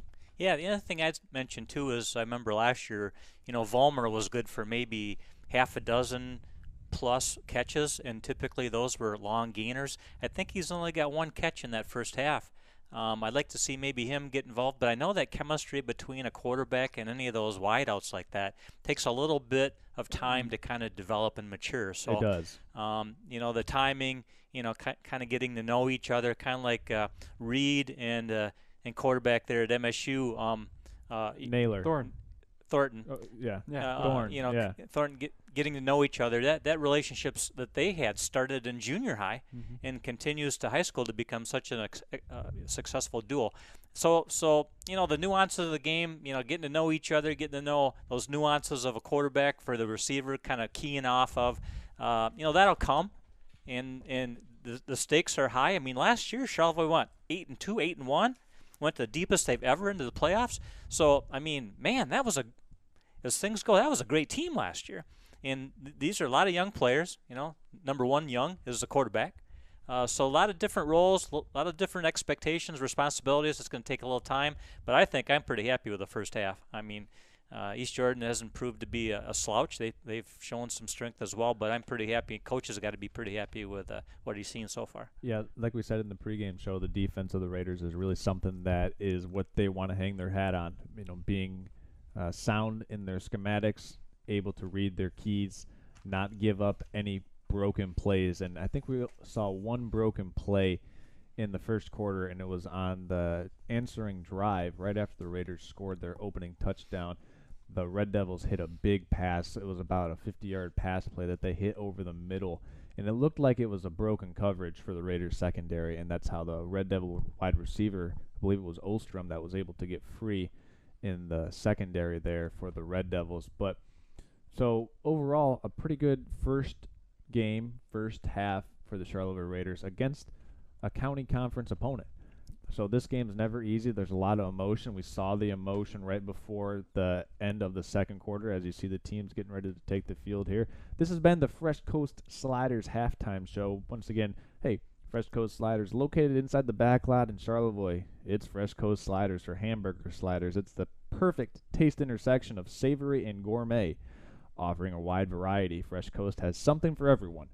Check them out online at fcsliders.com, and then, hey, we'll meet you there at Fresh Coast Sliders. So did you write that one too, that savory and gourmet? Yeah. Was that you too? Yeah. And that's good stuff, man, I tell you. I was there last night and grabbing a cold beverage, and it's just it's got a nice vibe down there, and I've had some of those sliders. Good stuff. Very friendly place.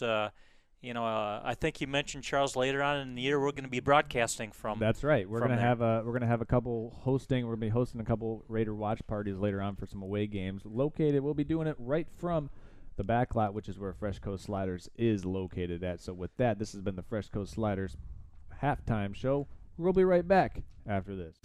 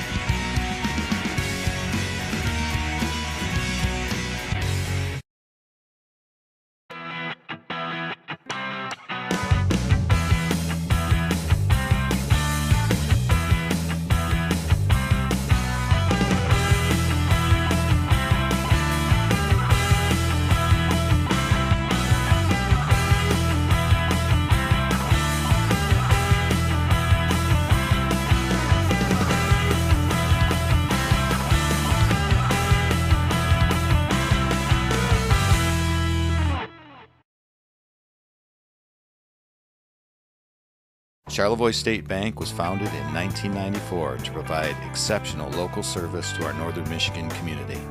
With 6 locations in Charlevoix, East Jordan, Boyne City, Ellsworth, and Beaver Island, we're here to make banking easy, right here in your neck of the woods with people you know.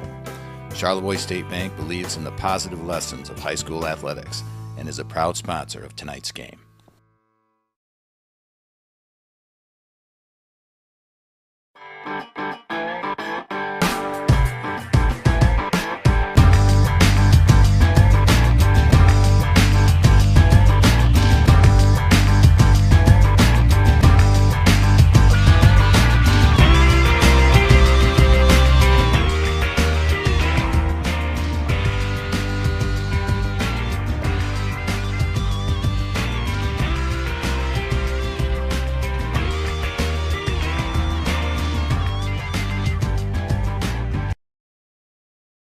Vision Source and Gaylord Eye Care are proud to be offering their services to local communities across northern Michigan.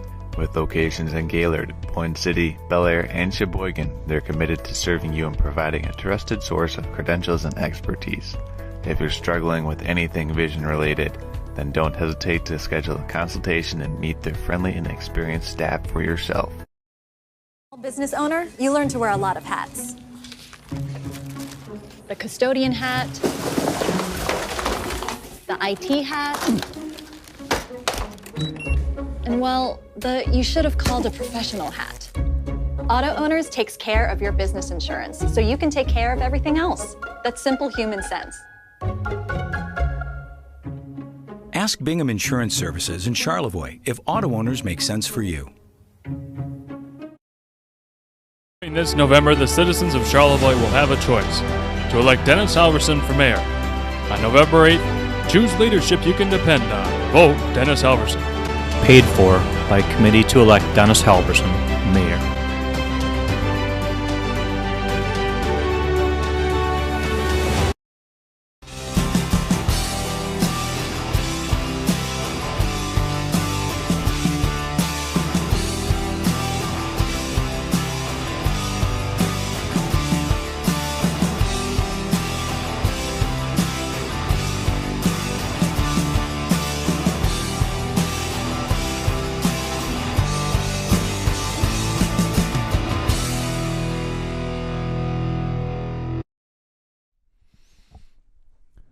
Just underway here, ready for the second half kickoff. It'll be Raiders kicking off to the Red Devils. Deep to receive for the Red Devils is Grabowskis and Olstrom. Kicking off for the Raiders is number 44, Ryan Pearl. The converted soccer player, Ryan Pearl. Want to give a shout out to the Pearl family. Went to school with Ryan's older brother, Justin Pearl, who's in my elementary school class. Justin, if you're watching, your brother's got a leg. Yeah, Justin, if you're watching, the Raiders got a field goal kicker as he gets set to send this one away to the Red Devils. Raiders up 17-8. It's been a pretty entertaining first half so far. 2 touchdowns by Herzog, and the Raiders are going to squib this one right up the middle, taken at the Red Devil 32-yard line, leading the charge out to the Red Devil 46. We'll give them the spot there. Eventually brought down, I believe, by Swanson. So that's tough on a defense when you give the ball up there to almost the 50. You're cutting the field right in half. So well, the thing is, you hit that squib kick, so you're trying to kick it at somebody who's not used to, or someone who's on the field to block. Yeah. Not to field the ball and make a play with it. So with that, the Red Devils go doubles to the top and bottom of the screen. Dawson Carey in the shotgun. He'll fake the give, keep it, where he's met by a host of Raider defenders right inside that interior of the Raider defensive line. I believe that was 55 in there on the stop for the Raiders. Yeah, you got 55 there is Jack Herzog. So give Jack Herzog the credit there. And the other inside defensive lineman for the Raiders. So East Jordan trying to come out with a little bit of smoke and mirror misdirection as they brought Grabowskis in motion, but to not much avail, as Herzog up front was ready for it, as Red Devils go doubles to the top and bottom of the screen. And the give is actually keeping on the read again is Dawson Carey. So pickup of about 3 yards. Let's call it 3rd and 5. Yeah, I think this offensive possession here coming out into the second half is huge for momentum. I think if Charlevoix can shut East Jordan down on this first possession, that's not going to allow them to get that momentum, which is so important in any game, football, basketball, soccer, tiddlywinks. You just got to keep that momentum on your side, and I think a stop here with a first possession, Charlevoix stopping East Jordan would be huge. So East Jordan sends trips to the bottom of the field, flooding the far side. Pass is caught. That's Grabowskis.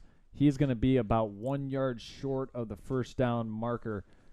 It's going to advance the ball into Raider territory, but 4th and 2 coming up for the Red Devils from the Raider 46. So this is a key play here early on. Certainly is. I mean, Shane, we saw some key plays go the Raiders' way in the first half, and this is certainly one right now that whoever makes this play one way or another.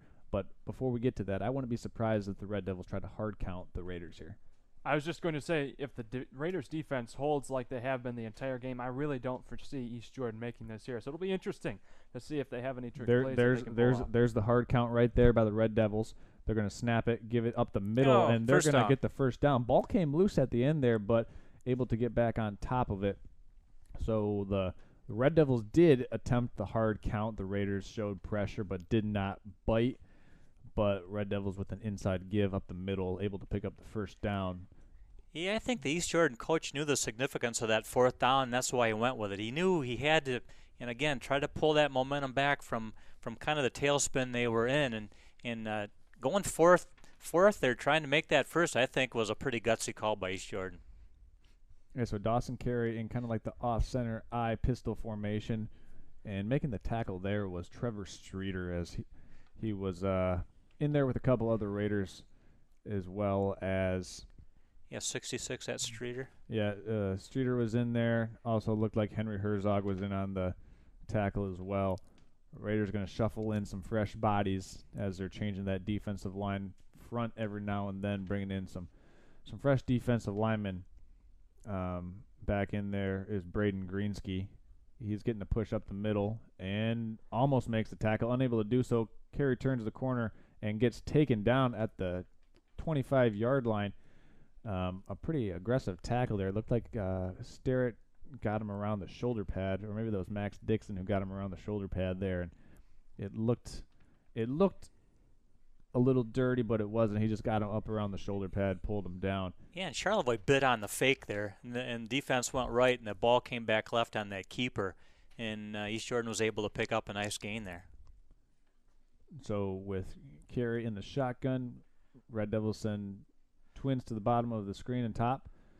He's going to keep on the read and is eventually spun down at the original line of scrimmage. 51 there. Yeah, with a so Nate Claflin making a good open field tackle.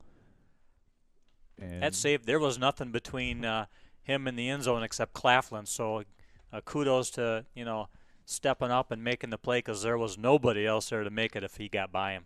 Yeah, so the Raiders have been doing a good job of open field tackling so far, and pretty much throughout the game. As a 2nd and 10 for the Red Devils. Carey's going to keep, sprint out right, looking on the far side, overthrowing his intended He was target. open too. I believe that was Devin Olstrom who Carey was looking for there. That was just like you were talking before, going left and throwing right.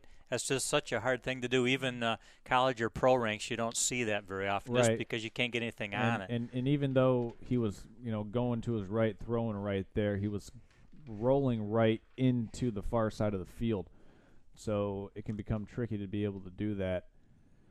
So 3rd and 10 for the Red Devils, unable to move the yard marker on this set of downs versus the Raider defense. You got trips here. Yeah, trips to the bottom of the field, trying to run that fade on the top side. But sack. Getting in there, sacking the quarterback is 51. Nate Claflin.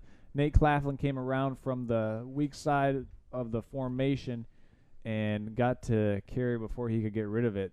10-yard loss. I believe that's the 3rd sack of the game for the Raiders, and Claflin making back-to-back plays. I don't know, people. People might have to hit that text-in line. Who are we looking for the Culver's player of the game for the Charlevoix Raiders tonight? That's got Butterburger written all over it right there, man. I mean, that was a Butterburger sack right there by Nate Claflin. That nice was ketchup and mayo right there. That was the works. As the Red Devils are going to send out the formation on 4th and 20, set up the screen pass, got blockers out in front. This is trouble. It's going to be not enough for a first down. Boy, that was set up well, though, wasn't it? That was set up very well. The Raider defensive line really crashed hard, but fortunately, when you're playing the numbers and advantages on 4th and 20, you can kind of send 7 to 8 guys back, as I believe they only rush 4. And have enough guys back deep to make the play, because the Red Devils, they had a convoy. Yeah, they did. 3 people in front of that guy. That's right. They sure did. As it looks like one of the Red Devils, number 8, Devin Olstrom's dealing with a little cramping on the right calf, as we can see here on screen. One of the things that we want to monitor in the first couple games of the football season, that it's we're still in August, right?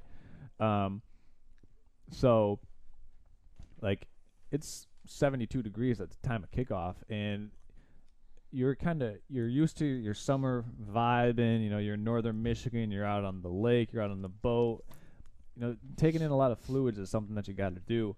And when you don't do that to the extent that you need to, and get in those gallons of water, not ounces of water for these football players, but East Jordan is going to maintain possession of the ball here. It looks like we had a penalty on the Raiders that advanced the chains for the Red Devils.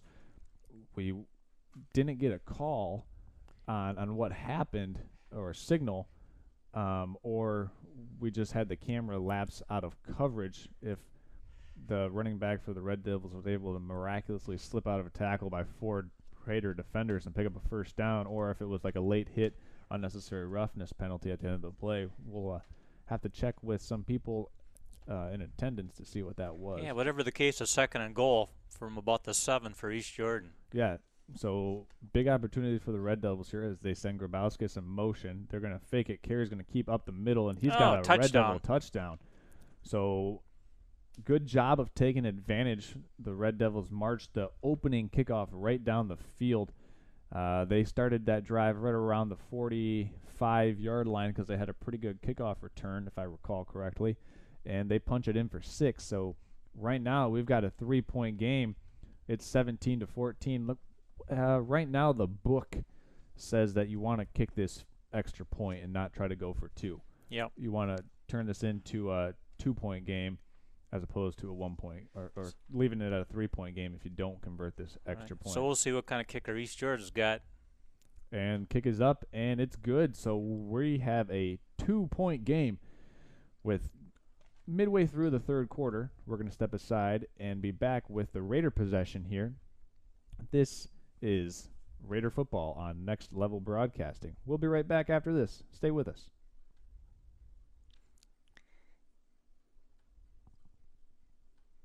Bartlett's Home Interiors is your hometown home furnishing store, serving Northern Michigan since 1950. Your perfect fit is waiting for you here. Among our large selection of furniture, flooring, Serta mattresses, and Hunter Douglas window treatments, our experienced staff can help with the details that are important to you to transform your space. Come explore our 35,000 square foot showroom today or visit us at bartlettshomeinteriors.com. Bartlett's Home Interiors, where you're always at home. M66 North, Charlevoix. And these refs are not very communicative.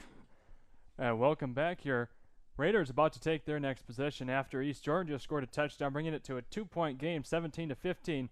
And Dennis and I were just talking during the break. You know, it's hard with this camera angle. Sometimes it just doesn't quite pick up on everything, and the refs aren't being all that clear. But I wanted to bring up one point, and the fact that the Raiders have had an awfully clean game so far. Apart from their false start in the first series that they played, this is the only other penalty that they got, and it just unfortunately resulted in a costly touchdown and extra point against them. Yeah, that last score kind of let open that door a little bit more for East Jordan coming back. It got them off the ropes. They try an onside kick here, recovered by Charlevoix. That's a pretty gutsy move too, but East Jordan obviously wanting this game, and I don't know how many people in the fans thought that there was going to be onside kick possibility. I would not have voted for that to happen, but there you go. The man that came up from the bottom of that pile with the ball was Ben Matter, number 77 for the Raiders. He had about 8 different guys on him, but he was able to hang on to it. Yeah, that was a big play. That could put him in that Butterburger contention.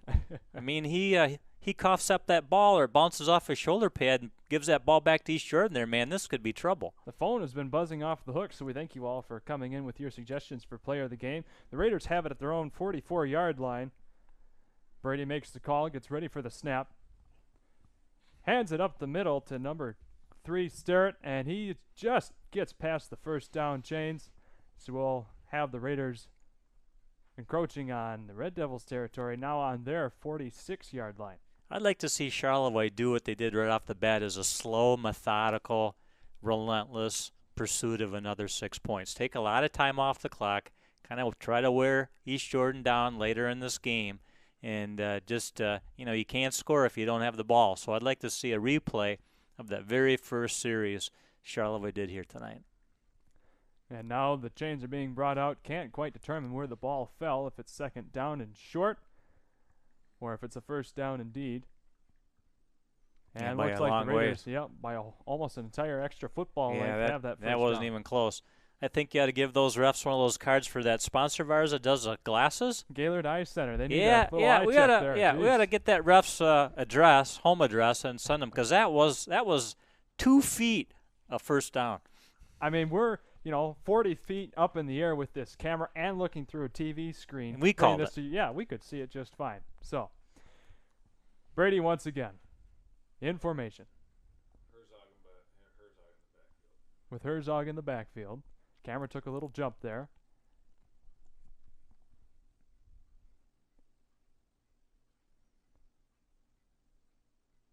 And the play's off. Brady kept it, but got stuffed in the backfield, about a 5-yard loss.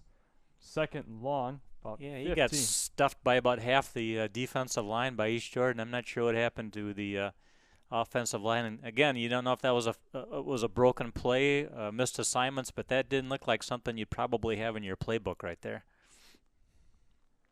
So the Raiders getting another opportunity. I guess we were a little generous on the spot of the ball. It's only about 2nd and 13, so give the Raiders an extra 2 yards to work with. Right at midfield, the 50-yard line. Brady gets ready once again.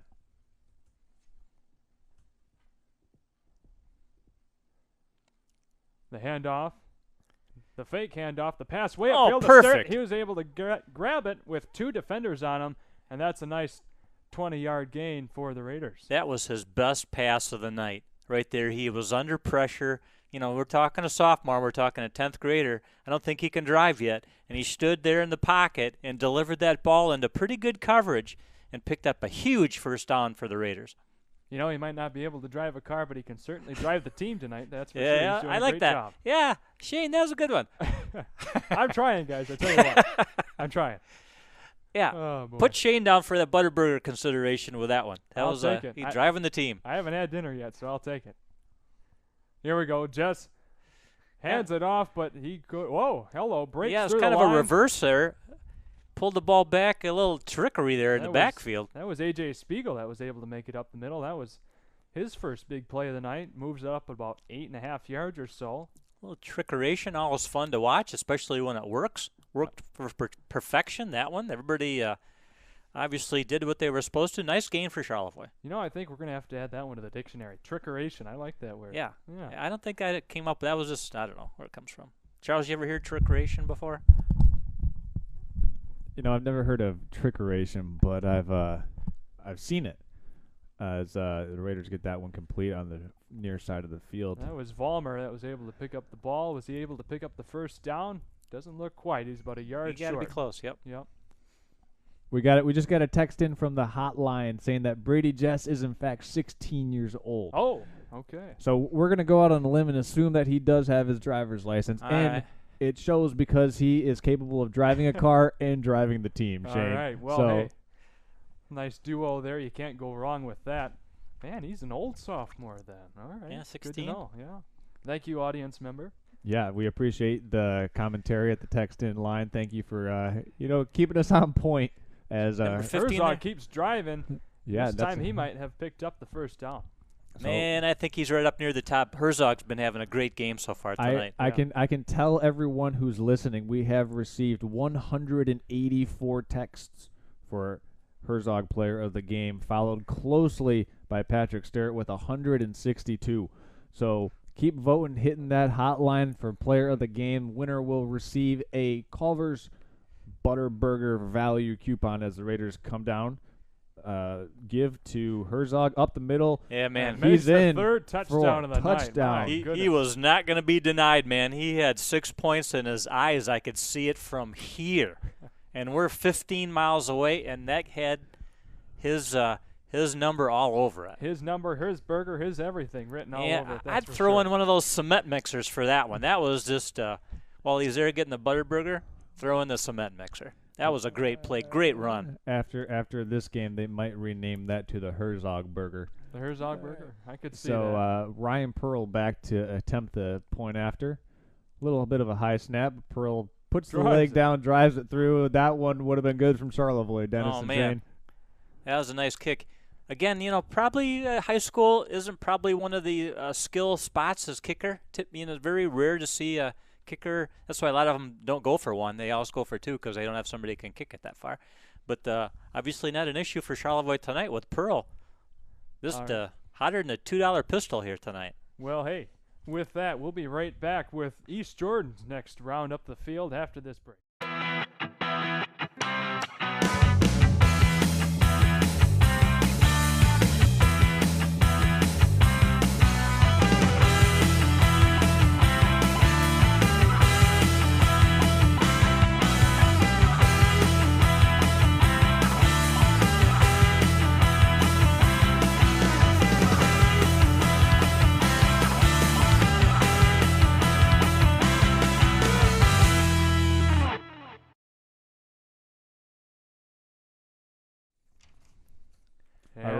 we're back in. We want to give a shout out to our friends and sponsor, J. Arnold Painting and Cabinetry. J. Arnold, since 1994, a name you can trust and a name that you need to reach out to. I mean, they've painted literally everything that you can imagine on the interior and exterior of a house. Give them a call at 231-547-0540. I want to apologize to J. Arnold. We had a little technical difficulties with your text or phone number. So once again, that number is 231-547-0540. As the Raiders squib that one down, ball taken at the Red Devil 36-yard line, where they'll take over. Dawson Carey back out for the Red Devils. Raiders answered the bell. Red Devils came out with the opening kick in the third quarter, went right down for a touchdown. Raiders came back with another Herzog touchdown run. Let's see if the Raiders can get a stop here on defense. The handoff works up the middle. That's a keeper. Yeah, they do that well. I was watching the wrong guy myself there, Shane. But that quarterback seems to enjoy carrying the football, and he's pretty good at it. Picks up probably about 7 yards there on that run around the left side. You know, for being the guy looking up in the sky, looking down the field, if they can trick me, yeah, and you guys, you know, I'd hate to be the team down. You know who was really good at that misdirection trickeration was Grayling. When I went to there, those guys could do that trickeration, misdirection, counter thing as well as anybody I've ever seen. So the Red Devils are going to flood that right side of the backfield. They're going to try to pitch it out to Grabowskis, and excellent Raider pursuit. A big hit laid on Grabowskis on the sideline. That was Landon Swanson, who brought the Swanson K&D jackhammer over there. I mean, he's a beast. He definitely let him know that he was there. His grandpa Kevin would have been proud of that hit right there. I could feel that from here. So, I mean, and that's one of those hits where the guy's almost to the sideline. He might be slowing down a little bit. Boom! You come by and let him know that you're there. He will not forget that hit by Swanson. He did a better job digging Grabowskis into the ground than Kevin Swanson did with his postal digger for my Eagle project. He did a good job, but I tell you what. His kid planted him there, Swanson yeah. There, yeah. Man, dug him right in. So 3rd and 4 for the Red Devils, and they're going to take a timeout. With them taking a timeout, we're going to take some time and thank some more of our sponsors for tonight's broadcast that we're hanging out at the Raider Watch Party.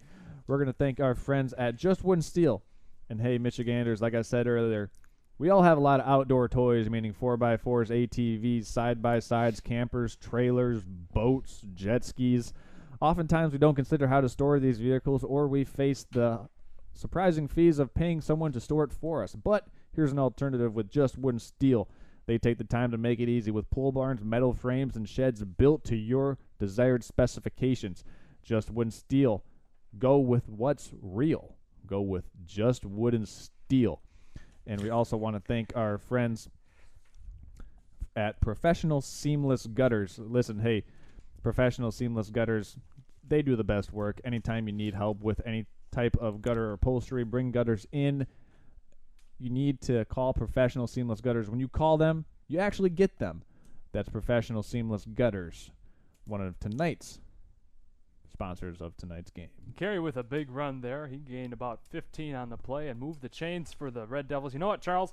You're so good at rhyming. I want to hear you next game come up with a rhyme for gutters. You got to figure out something for that. We got to commission you for a rhyme for gutters. And butters works, but it's two different people. But that was a nice run up the middle. That quarterback seems to enjoy doing more running than he does passing. Nice little pickup there, 1st and 10 for East Jordan on their own 47-yard line. Yeah, so Dawson Carey doing a really good job of reading the defensive ends for the Raiders as they crash down, trying to take the running back as he gives that time and met immediately at the line of scrimmage, making a big-time hit was number Adam 70. Streeter. Adam Streeter was right in there, and not necessarily a tackle for loss, but right back at the original line of scrimmage, Adam Streeter making his presence known on the defensive line. Yeah, he stopped him right there. I mean, that hole shut. They tried that same play just, twice in a row, and obviously they didn't get the success because of Streeter on that one. He was there to fill that hole, and he filled it big. You know what? If I was a viewer, I'd be thinking about putting his name a little bit higher on that Culver's list, too, because he's made a couple big plays, stopped some He's a big presence there. tonight. Yeah, that's for sure. Dawson getting ready once again. Here we go. Steps back, fires up the field, finds a wide open. Yeah.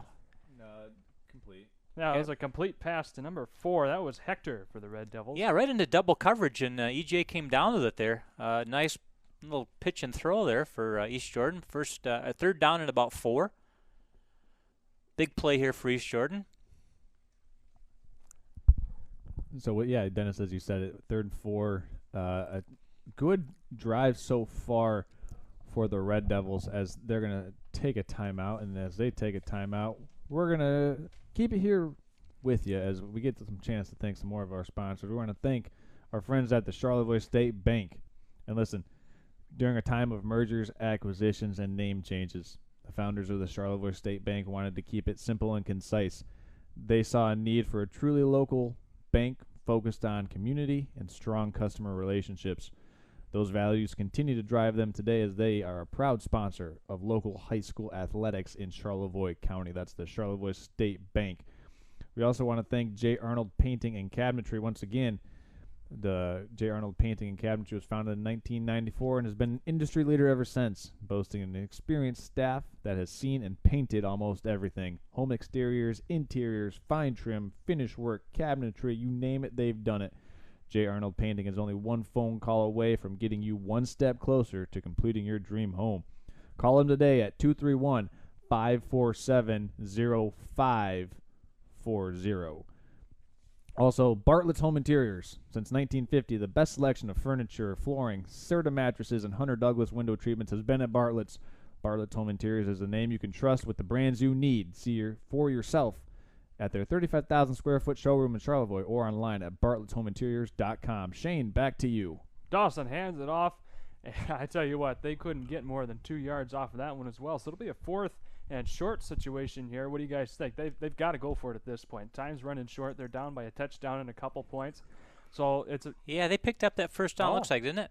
I Yeah, they're thought moving it the was chains. short. Yeah, I guess yeah. it is. Yeah, so again, I think the East Jordan coach realized how important that play was. He burned off another timeout. I think that makes 2 he's burned off so far. So he is really trying to think through the opportunities here as that clock ticks down and realizes again, how important those first downs are and how important it is for that ball to keep on moving while they've got it. Dawson with the handoff. That's This time to Grybowski. He couldn't get more than a couple of yards. This time for sure I know it was only a couple. Yep. So with that, he got it to about the 40-yard line. Yeah, so that time the Raider defensive ends didn't play the handoff. So the read there for Dawson Carey, the quarterback for East Jordan, is to give the handoff on the jet sweep motion, as Grabowskis was able to take that, but not before the Raider defense found him and prevented him from getting any more yards. So good job of the perimeter defense for the Raiders to hold him in check. As we got a 2nd and 9. Dawson Pressure on Charlevoix. Gets sacked. Fumble. Ball out. Picked up by number 7 by Charlevoix.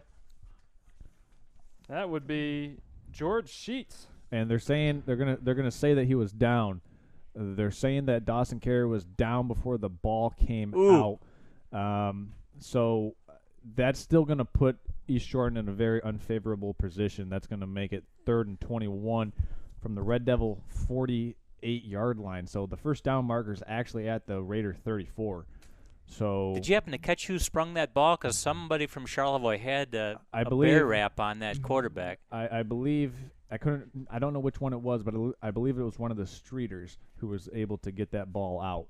It looked like Adam. I saw I saw a 0 in there somewhere, so it looked like Adam. 3rd and a country mile is complete. And after the bobbled reception there by Ryder Malvis. First down, East Jordan. Yeah. Boy, that was a great throw. It had to get over a defender for Charlevoix and perfectly laid in there, almost bobbled by East Jordan, but picked up a huge first down to keep this drive going. Well, just a second. The refs are looking at it here. They're Yeah? not quite sure. I can't tell from this living room where that ball is at. That's a first down or not. They're calling in the chains? Because it's 4th down, if not. Well, I mean, they're saying it's 4th and 1. Red Devils are going to get right up under center, shotgun off-centered eye, and that's a false start. I mean, that their whole offensive line moved, but they're not going to call it. and able to pick up the first down was Dawson Carey. The whole right side of that line moved before the snap, and those Charlevoix players were going, "What's up with that?" I mean, that was a funky formation, and 3 members of the backfield all moved before the snap was snapped. So the Red Devils got away with that one. Raiders are going to have to really kind of pin their ears back here as they try to defend this lead that they have. I don't know about you guys, but I think we're going to have to get Gaylord Eye Center on speed dial. I tell you what, miss that much. That was a terrible non-call by the refs. You could have seen that from Advance. That was just the Charlevoix players were, just kind of perplexed over how that could not be called. But move on. You got to keep on going, right? Brings up second down and about along 8. East Jordan still maintaining the drive here. Got to be closing in on the end of the third quarter, pretty close. Yeah, we're definitely getting close to the end of the third quarter as the Red Devils send trips to the top of the field into the boundary on the near side. Only 2 guys covering on that side for 3 guys out there. That math doesn't. Oh, bad throw. Goodness. I think that was a mile that had off. touchdown written all over it, I think. Had to have been a missed coverage there. He had 3 receivers out there and only 2 defenders. Now, I'm no good at math, but seems like we'd be 1 short on that, but they couldn't capitalize on it. Well, Dennis, I think your math checks out. Yeah, I don't know. Again, that could have been a long gain for EJ. Fortunately, it was a misfire. Quarterback, wide receiver weren't on the same page for that pitch and catch. So right now, Red Devils sending the same formation to the top of the field. Same deal, right?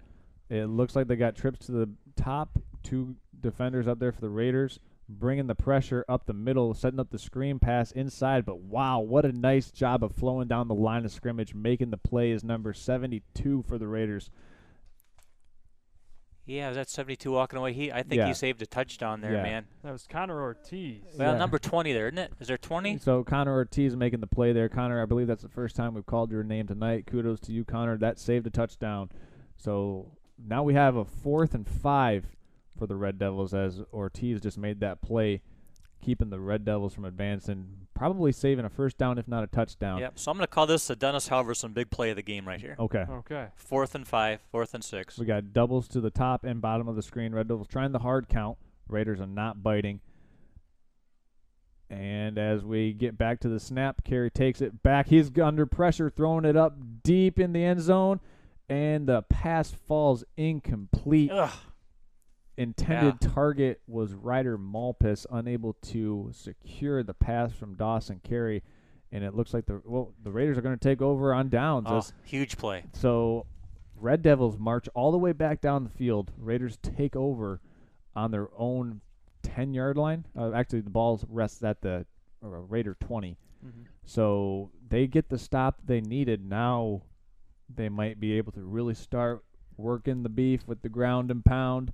That was a go for broke play right there. Yeah. That was all or nothing. And this is where it really helps that the Raider offensive line is fresh. As we mentioned earlier, the starters for the Raiders, there are only a couple players that play both ways, and those players that play both ways, like Jess and Starrett, they're only going to be playing 75% of the total snaps. So with that being said, they'll be fresh once we get into crunch time in the fourth quarter when it's time to close this game out. Jess in the shotgun with Herzog to his left. He'll hand to Herzog, and he stumbles forward for about 2.5 yards to the Raider 23, we'll call it. Yeah, pick up about 4, looks like. Second and 6. A long, slow, progressive drive would be just what the Dr. Raider ordered right here. So, let's see, we got Brady Jess in the pistol. 2 H-backs to the top and bottom of the screen. That one's going right up the middle again. And there's no secret here. The Raiders want to line up, and they want to run it right down the middle, chew up as much clock as possible. I believe that carry was Herzog right up the middle again. You know, right now might be a time where you sneak in the misdirection counter to Patrick Starrett or have Brady just keep it. as he's going to give to Swanson, and he loses a couple yards there. And Swanson wasn't able to get the first down, taken down right at the original line of scrimmage. So actually Swanson on back-to-back carries for the Raiders, trying to give Herzog a little bit of a spell. So we've got a 4th and 2. This is a critical play call. It looks like Raiders are bringing in the punting unit. Well, it looks like they're going to measure because it's close. These officials are going to take another look at it again, and that's going to give us some time to thank our friends at the Gaylord Eye Center as those officials take another look. Hey, listen, the Gaylord Eye Center with 4 locations in Boyne City, Sheboygan, Bel Air, and Gaylord. Hey, don't mess around with your vision, folks. As these referees aren't. They just made the correct call. Looked like it was a little bit short of the first down as from what we're seeing, but the Gaylord Eye Center with those 4 locations, you need to get your eyes checked. Sometimes officials do, and we send them to the Gaylord Eye Center at those 4 different locations, wherever is convenient. Raiders are lining up to go for this one on 4th and 1. They're going to take it, give it up the middle to Landon Swanson. He bowls ahead for a Raider first down. Huge. That was huge. That is maybe the defining play of the game right there. In their own territory, ball resting on the 31-yard line. They go for it on 4th and 2, and Swanson just powers forward for the first down. Do we have a play of the game, too, or not this year? Because I'd say that was a play of the game right there. Kept the drive going. I mean, that's exactly what you needed, an opportunity to get a fresh set of downs and run more clock off of this second half. So Jess in the pistol, Herzog back behind him. Give up the middle to Herzog. He's got a lane. Ooh. He's got a first down. Got tripped up right by the safety, or else Herzog's taking that one for a house call. If it wasn't the grab by the shoelaces, he would that have was been yeah. gone. Big play there by the East Jordan defender. Yeah, if Herzog wears a size 10 cleat instead of a 12, he's still running. He's still running. So back-to-back first downs on consecutive carries for the Raiders. We got Brady Jess in the pistol, and Herzog behind him, sending orbit motion behind him, and Herzog gets the carry up the middle. And right now you can definitely get the sense that the Raiders want to keep the ball in the hands of Herzog, Swanson, and just give it to those guys that are going to be secure with the football right now with the lead that they have. Don't want to take any unnecessary risks. Which would include a pass. Right. Unless it was like a definite, which there aren't any. So you're not probably going to see the ball in the air much here, maybe the rest of this game. So stare in the pistol, trip H-backs to the top of the screen, and we're going to get a false start on the Raider. It kind of looked like the whole offensive line was a little bit nervous for the service there, and so that'll push them back 5 yards. You like that one, Shane? Oh, that was a good nervous one for right the service. Great. Nervous for the service. You could take that one a million ways. Yeah, that's right. You could take that one to the bank. You could take that one to the Charlevoix State Bank. Man, I tell you what, you guys are on a doggone roll. Well, I'm just going to sit down here and listen. If you think about it, we had all summer to just stew on these different catchphrases. Yeah, we got all this pent-up stuff in us. The whole time you're walking around and you're just thinking, man, that'd be a great little call, a little plug I could put in there, and sometimes it just pops into head and you just you just can't explain it, can you? No, that's right. This happens. So 2nd and 15 for the Raiders. Brady Jess was. Looks like timeout Charlevoix. Yeah, we're gonna get a timeout taken by the Raiders, and with that timeout, we're gonna keep it here because we want to update everyone on the player of the game voting. Right now, leading the pack is Henry Herzog with 229 votes. So that's 229 votes on the Professional Seamless Gutters text in hotline for the Culver's player of the game Butterburger Value Basket. Henry Herzog with 229, followed by Patrick Sterrett with 189 votes. Once again, folks, we're going to be closing out the text-in hotline roughly 2 to 3 minutes from now. So make sure you get those votes in for your favorite Raider player of the game. I am here to tell you how important votes are. That's right. I mean, I'm telling you, man, I won't go much further, but I just know in any given situation, every vote counts. That's right. So people, if you're on the fence about voting for your Raider player of the game, get on it. Do so. It's right there on the screen. I mean, if you don't vote, it doesn't count, and your player, you can't complain, right? Your favorite player isn't getting the Culver's Butterburger basket. It's that simple. As the Raiders fake misdirection there. Misdirection. Didn't misdirect enough. That's going to be for a loss. Yeah, the Red Devils snuffed that one out right from the jump. They were sitting on that play as they probably had that one scouted. As we get a text in for Patrick Sterrett, add that one to his official tally. Still the second most popular vote. So would he get half a Butterburger or just 0? No, it's winner take all. All or nothing. It's winner take all for player of the game. All right. So a 3rd and 16. Brady Jess in the pistol. I would imagine that they're going to drop back to pass, going over to the near side. Catch is made. Stiff arm over out of bounds at the 48. Still going to be about 6 yards short. That was Owen Waha. That's the second or third time we've called his name tonight. You know, just as a sophomore coming up right along with Brady Jess. He's been adding in a good couple contributions here tonight. So it's great to see our younger players really stepping up with our senior players, juniors and seniors, something that we've seen both last year and this year. And those younger players have been such a big part in the Raiders with their success, both going into the postseason last year and so far with this game tonight. I mean, without them, we wouldn't have had some of these big plays. Well, Coach Jess has got a system going. I think it starts even in the Pop Warner football. I mean, he's got a machine going here in Charlevoix. We're seeing that by the numbers of players out. So I think he's got a good thing going here for a good future for Charlevoix football. So we got a 4th and 6. They're gonna pitch it to Sterrett. Makes one man miss, and he's gonna pick up the first down. Goodness! Wow, what a play by Patrick Sterrett. He made 2 men miss would-be tacklers for the East Jordan Red Devils on a 4th and 6, a critical play. Man. And the first guy he made miss was in the backfield, about 4 yards into the backfield. He had the whatever you want to call it, the wiggle, the dancing shoes on, the ruby red slippers, man. He put him in a blender, got past him, got the first down. Huge pickup for the Raiders. I mean, Shane, that was big time. I want to put a name on that. I want to call that the Sterrett Sizzle. The Sterrett Sizzle. Yeah. I like that. That had blow up written all over it. I mean, that thing didn't look like it was going anywhere. And, man, he made something out of nothing there. I think that could be the clincher right there on that burger. I want to think of Sterrett as a piece of bacon in the frying pan. When it sizzles, you got the grease popping everywhere. You don't know what direction it's going to go, and that's exactly what he does. He can get by anything. Yeah. And it hurts when you get hit by it. Oh, yeah. Well, it just hurt the Red Devils. You can see tires them out. That was more. huge. First down here at this point in the game. Again, keeping that drive going, keeping East Jordan from offense.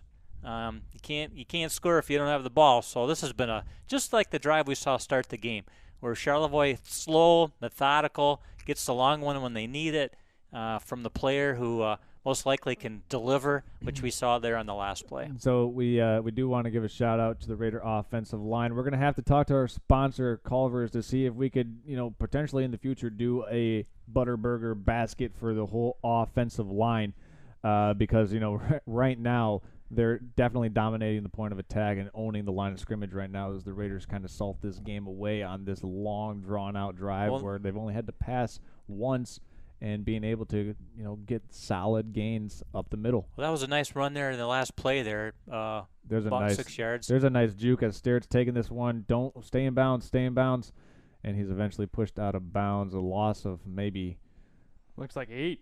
Yeah, that's going to bring him back a couple of yards, maybe 1 yard. At least Jordan was able to string that out. That didn't. They're going to give him a loss of 4, so a 3rd and 7 for the Raiders. As that's one play where you probably want to try and stay in bounds there. So just take a knee in bounds or just slide down. Yep. Just keep the clock rolling. As Brady in the pistol, sending Sterrett in motion behind him. He's going to give up the middle to Swanson. Swanson gets about the yardage lost on the prior play back, so 4th and 3, or maybe a long 2. Let's call it a long 2 for the Raiders. So no doubt Charlevoix is going to go for this. They went for it last fourth in a short, in a worse position, field position than they are right now. So we're going to see Charlevoix another big play to keep the drive going and to keep the ball out of East Jordan's hands. So far, every single down on this drive by the Raiders has resulted in a fourth down, and they've been able to convert on every single one of them, something that you just don't see much at all between high school, college, and professional. So we'll see what happens here, and he gets it. Yeah, that's Herzog up there, and he went off the left side of that offensive line. Good hole opened up over there by Camden Carey, and, you know, if it's not broke, don't fix it. And you gotta like what they've been able to do here. I mean, and we talked about it at the, you know, in the pregame segment, and then on the first possession of the game, I wanted to see how the offensive line for the Raiders was going to be able to assert their dominance and start out strong. And they've continued to be that presence as we're now getting into the fourth quarter, and as the Raiders are salting this one away. Yeah, East Jordan's definitely back on its heels right now and being punished on defense. So. Yep, Sterrett goes in motion, give up the middle is to Swanson.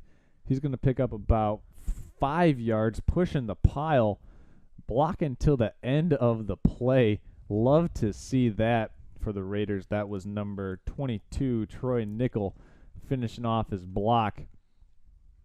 I think Swanson picked up the last 3 yards with 3 Red Devils on his back. I mean, he was literally carrying some of those would-be tacklers. And again, I think that shows that East Jordan here, you know, kind of fuel tanks looking a little empty. Maybe you're seeing them maybe starting to get a little tired and back on their heels. And Charlevoix at this point doesn't seem to be having much trouble running through them. Especially when you see the same play run over and over again, and they just can't seem to cope with it. Can't stop it. Nope. Well, I mean, you look at the combination up front for the Raiders between Nate Claflin, Camden Carey, and, you know, Braden Greensky pushing the pile up front. You know, just 3 of the 5 members. But just in the recent plays, we've seen those guys make key blocks as they trot back onto the field. So, I mean, the whole team as a collective and cohesive unit, got to like what they've been able to put together up front going forward and actually throughout the entirety of this game. I mean, we've seen holes opened up right up the middle. So that's what you want to establish a good, solid run game. Just takes the snap. Oh, fumble. Loses it. He gets back on it. Yeah, he's back on that one. Don't want to be coughing one up like that. And so East Jordan's going to take their, I believe that's their second or third timeout. I think it's third. That's their third timeout as they're just trying to keep the clock.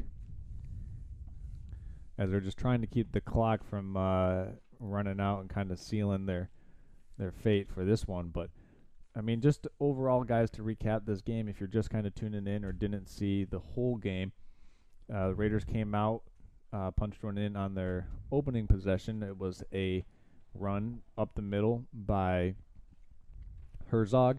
The Red Devils came back, answered with a long touchdown drive to knot it up at 8-8. Then the Raiders came back, actually the Raiders got a safety, and then proceeding from the safety punt, got another touchdown, put them up 17-8 at that point in time. There was 17-8 at half, and then East Jordan came out with their opening third quarter possession, scored a touchdown, and then it was 17-15, excuse me, 17-15, and then the Raiders had answered back with a touchdown. The key and critical drive was when East Jordan went for it on 4th and 6 from the Raider 20, and the pass went to the end zone, but the Red Devils weren't able to connect. So here we are back live, and Raiders trying to put this one on ice for the first victory of 2022, as that's Swanson up the middle for just a yard. Yeah, maybe a yard back to the original line of scrimmage, let's say. So 4th and 5 for the Raiders, and you know, right now, Dennis and Shane, this kind of looks like closing time. Yeah, it can't be much left in the third quarter. We got to be. I think we're well past the third quarter. I think we're actually in the fourth quarter, with under 2 to 3 minutes left to go. Yeah, it's thrown me off having not having a clock there to be able to kind of reference, but I think Raiders are definitely in the driver's seat on bringing home a victory tonight. That's right, as that one's going right up the middle again. Herzog is that Swanson that or was Herzog? Swanson there. Swanson pushing the pile, unable to get the first down, so it'll be a Red Devil football on the turnover on downs. Raiders still up by 2 scores, so a lot of work that has to be done here for the Red Devils in order to, come back in this game. Let's see what they can put together here, as the Raiders have just annihilated the clock the last couple sets of downs, being able to run the ball. They started that drive, fellas, on their own 24-yard line. So from the 24 to the Red Devil 20 is where the Red Devils were started, as Carey drops back to pass. He's scrambling up the middle. He's looking to make a play. Gets a big block in the middle of the field and eventually pushed out of bounds, dragged out of bounds, and he'll get a fresh set of downs for the Red Devils. That was a nice job. Kind of made it up as he went along and picked up a lot of yards there. Yeah. Speaking of annihilation, last night, JV game, which was in Charlevoix, East Jordan, Charlevoix at Kipke Field, I believe the final score was either 56-0 or 58-0 last night. So the JV brought home the bacon, so to speak, with a huge annihilation victory over East Jordan. So Dawson Carey back to pass, throwing it deep. That one is going to be intercepted. I believe that's Troy Nickel who caught that one. Actually, Hudson Vollmer with the interception, and that looks like it's going to seal the game. So as we recap this game, let's tally up the votes here on the text-in hotline for the Culver's player of the game. We're looking at the Professional Seamless Gutters text-in line, where we want to thank everyone who has been texting in and commenting on the game. We hope that you have enjoyed the broadcast of us bringing you an away Raider football watch party as we're hanging out here. Just myself, Charles Strail, Shane Smith, Dennis Helverson with Next Level Broadcasting. We'll be back next week as the Raiders take on the Harbor Springs Rams, and the following week they'll be playing away versus Mansalona. So as I count up all the votes, the winning vote is Henry Herzog. So congratulations, Henry Herzog, with 3 touchdowns in tonight's game. You're going to be getting the Culver's inaugural Culver's of Charlevoix Butterburger Value Basket Player of the Game Award here right on Next Level Broadcasting. That's going to do it for us, folks. We're going to wrap it up from East Jordan High School. The Raiders get the first win of the season, 24-15. For all of our sponsors tonight, we want to thank you for being a part of tonight's broadcast all the way down. And we want to thank our friends at the Bingham Insurance, Professional Seamless Gutters, Just Wood and Steel, Bartlett's Home Interior, Swanson K&D, the Gaylord Eye Center, Fresh Coast Sliders, J. Arnold Cabinetry and Painting, the Charlevoix State Bank, and we want to thank everyone for being a part of it. Thank you for tuning in to tonight's game. We will be back next week as the Raiders open up the season with their home opener versus the Harbor Springs Rams. That is all for tonight. Thank you, and have a great evening. Tonight's game has been brought to you by Professional Seamless Gutters, Charlevoix State Bank, J. Arnold Painting, Bingham Insurance Services, Fresh Coast Sliders, Bartlett's Home Interiors, Swanson's K&D, Just Wood and Steel, Charlevoix Agency Insurance, Culver's of Charlevoix, and Beaver Island Boat Company for viewers like you.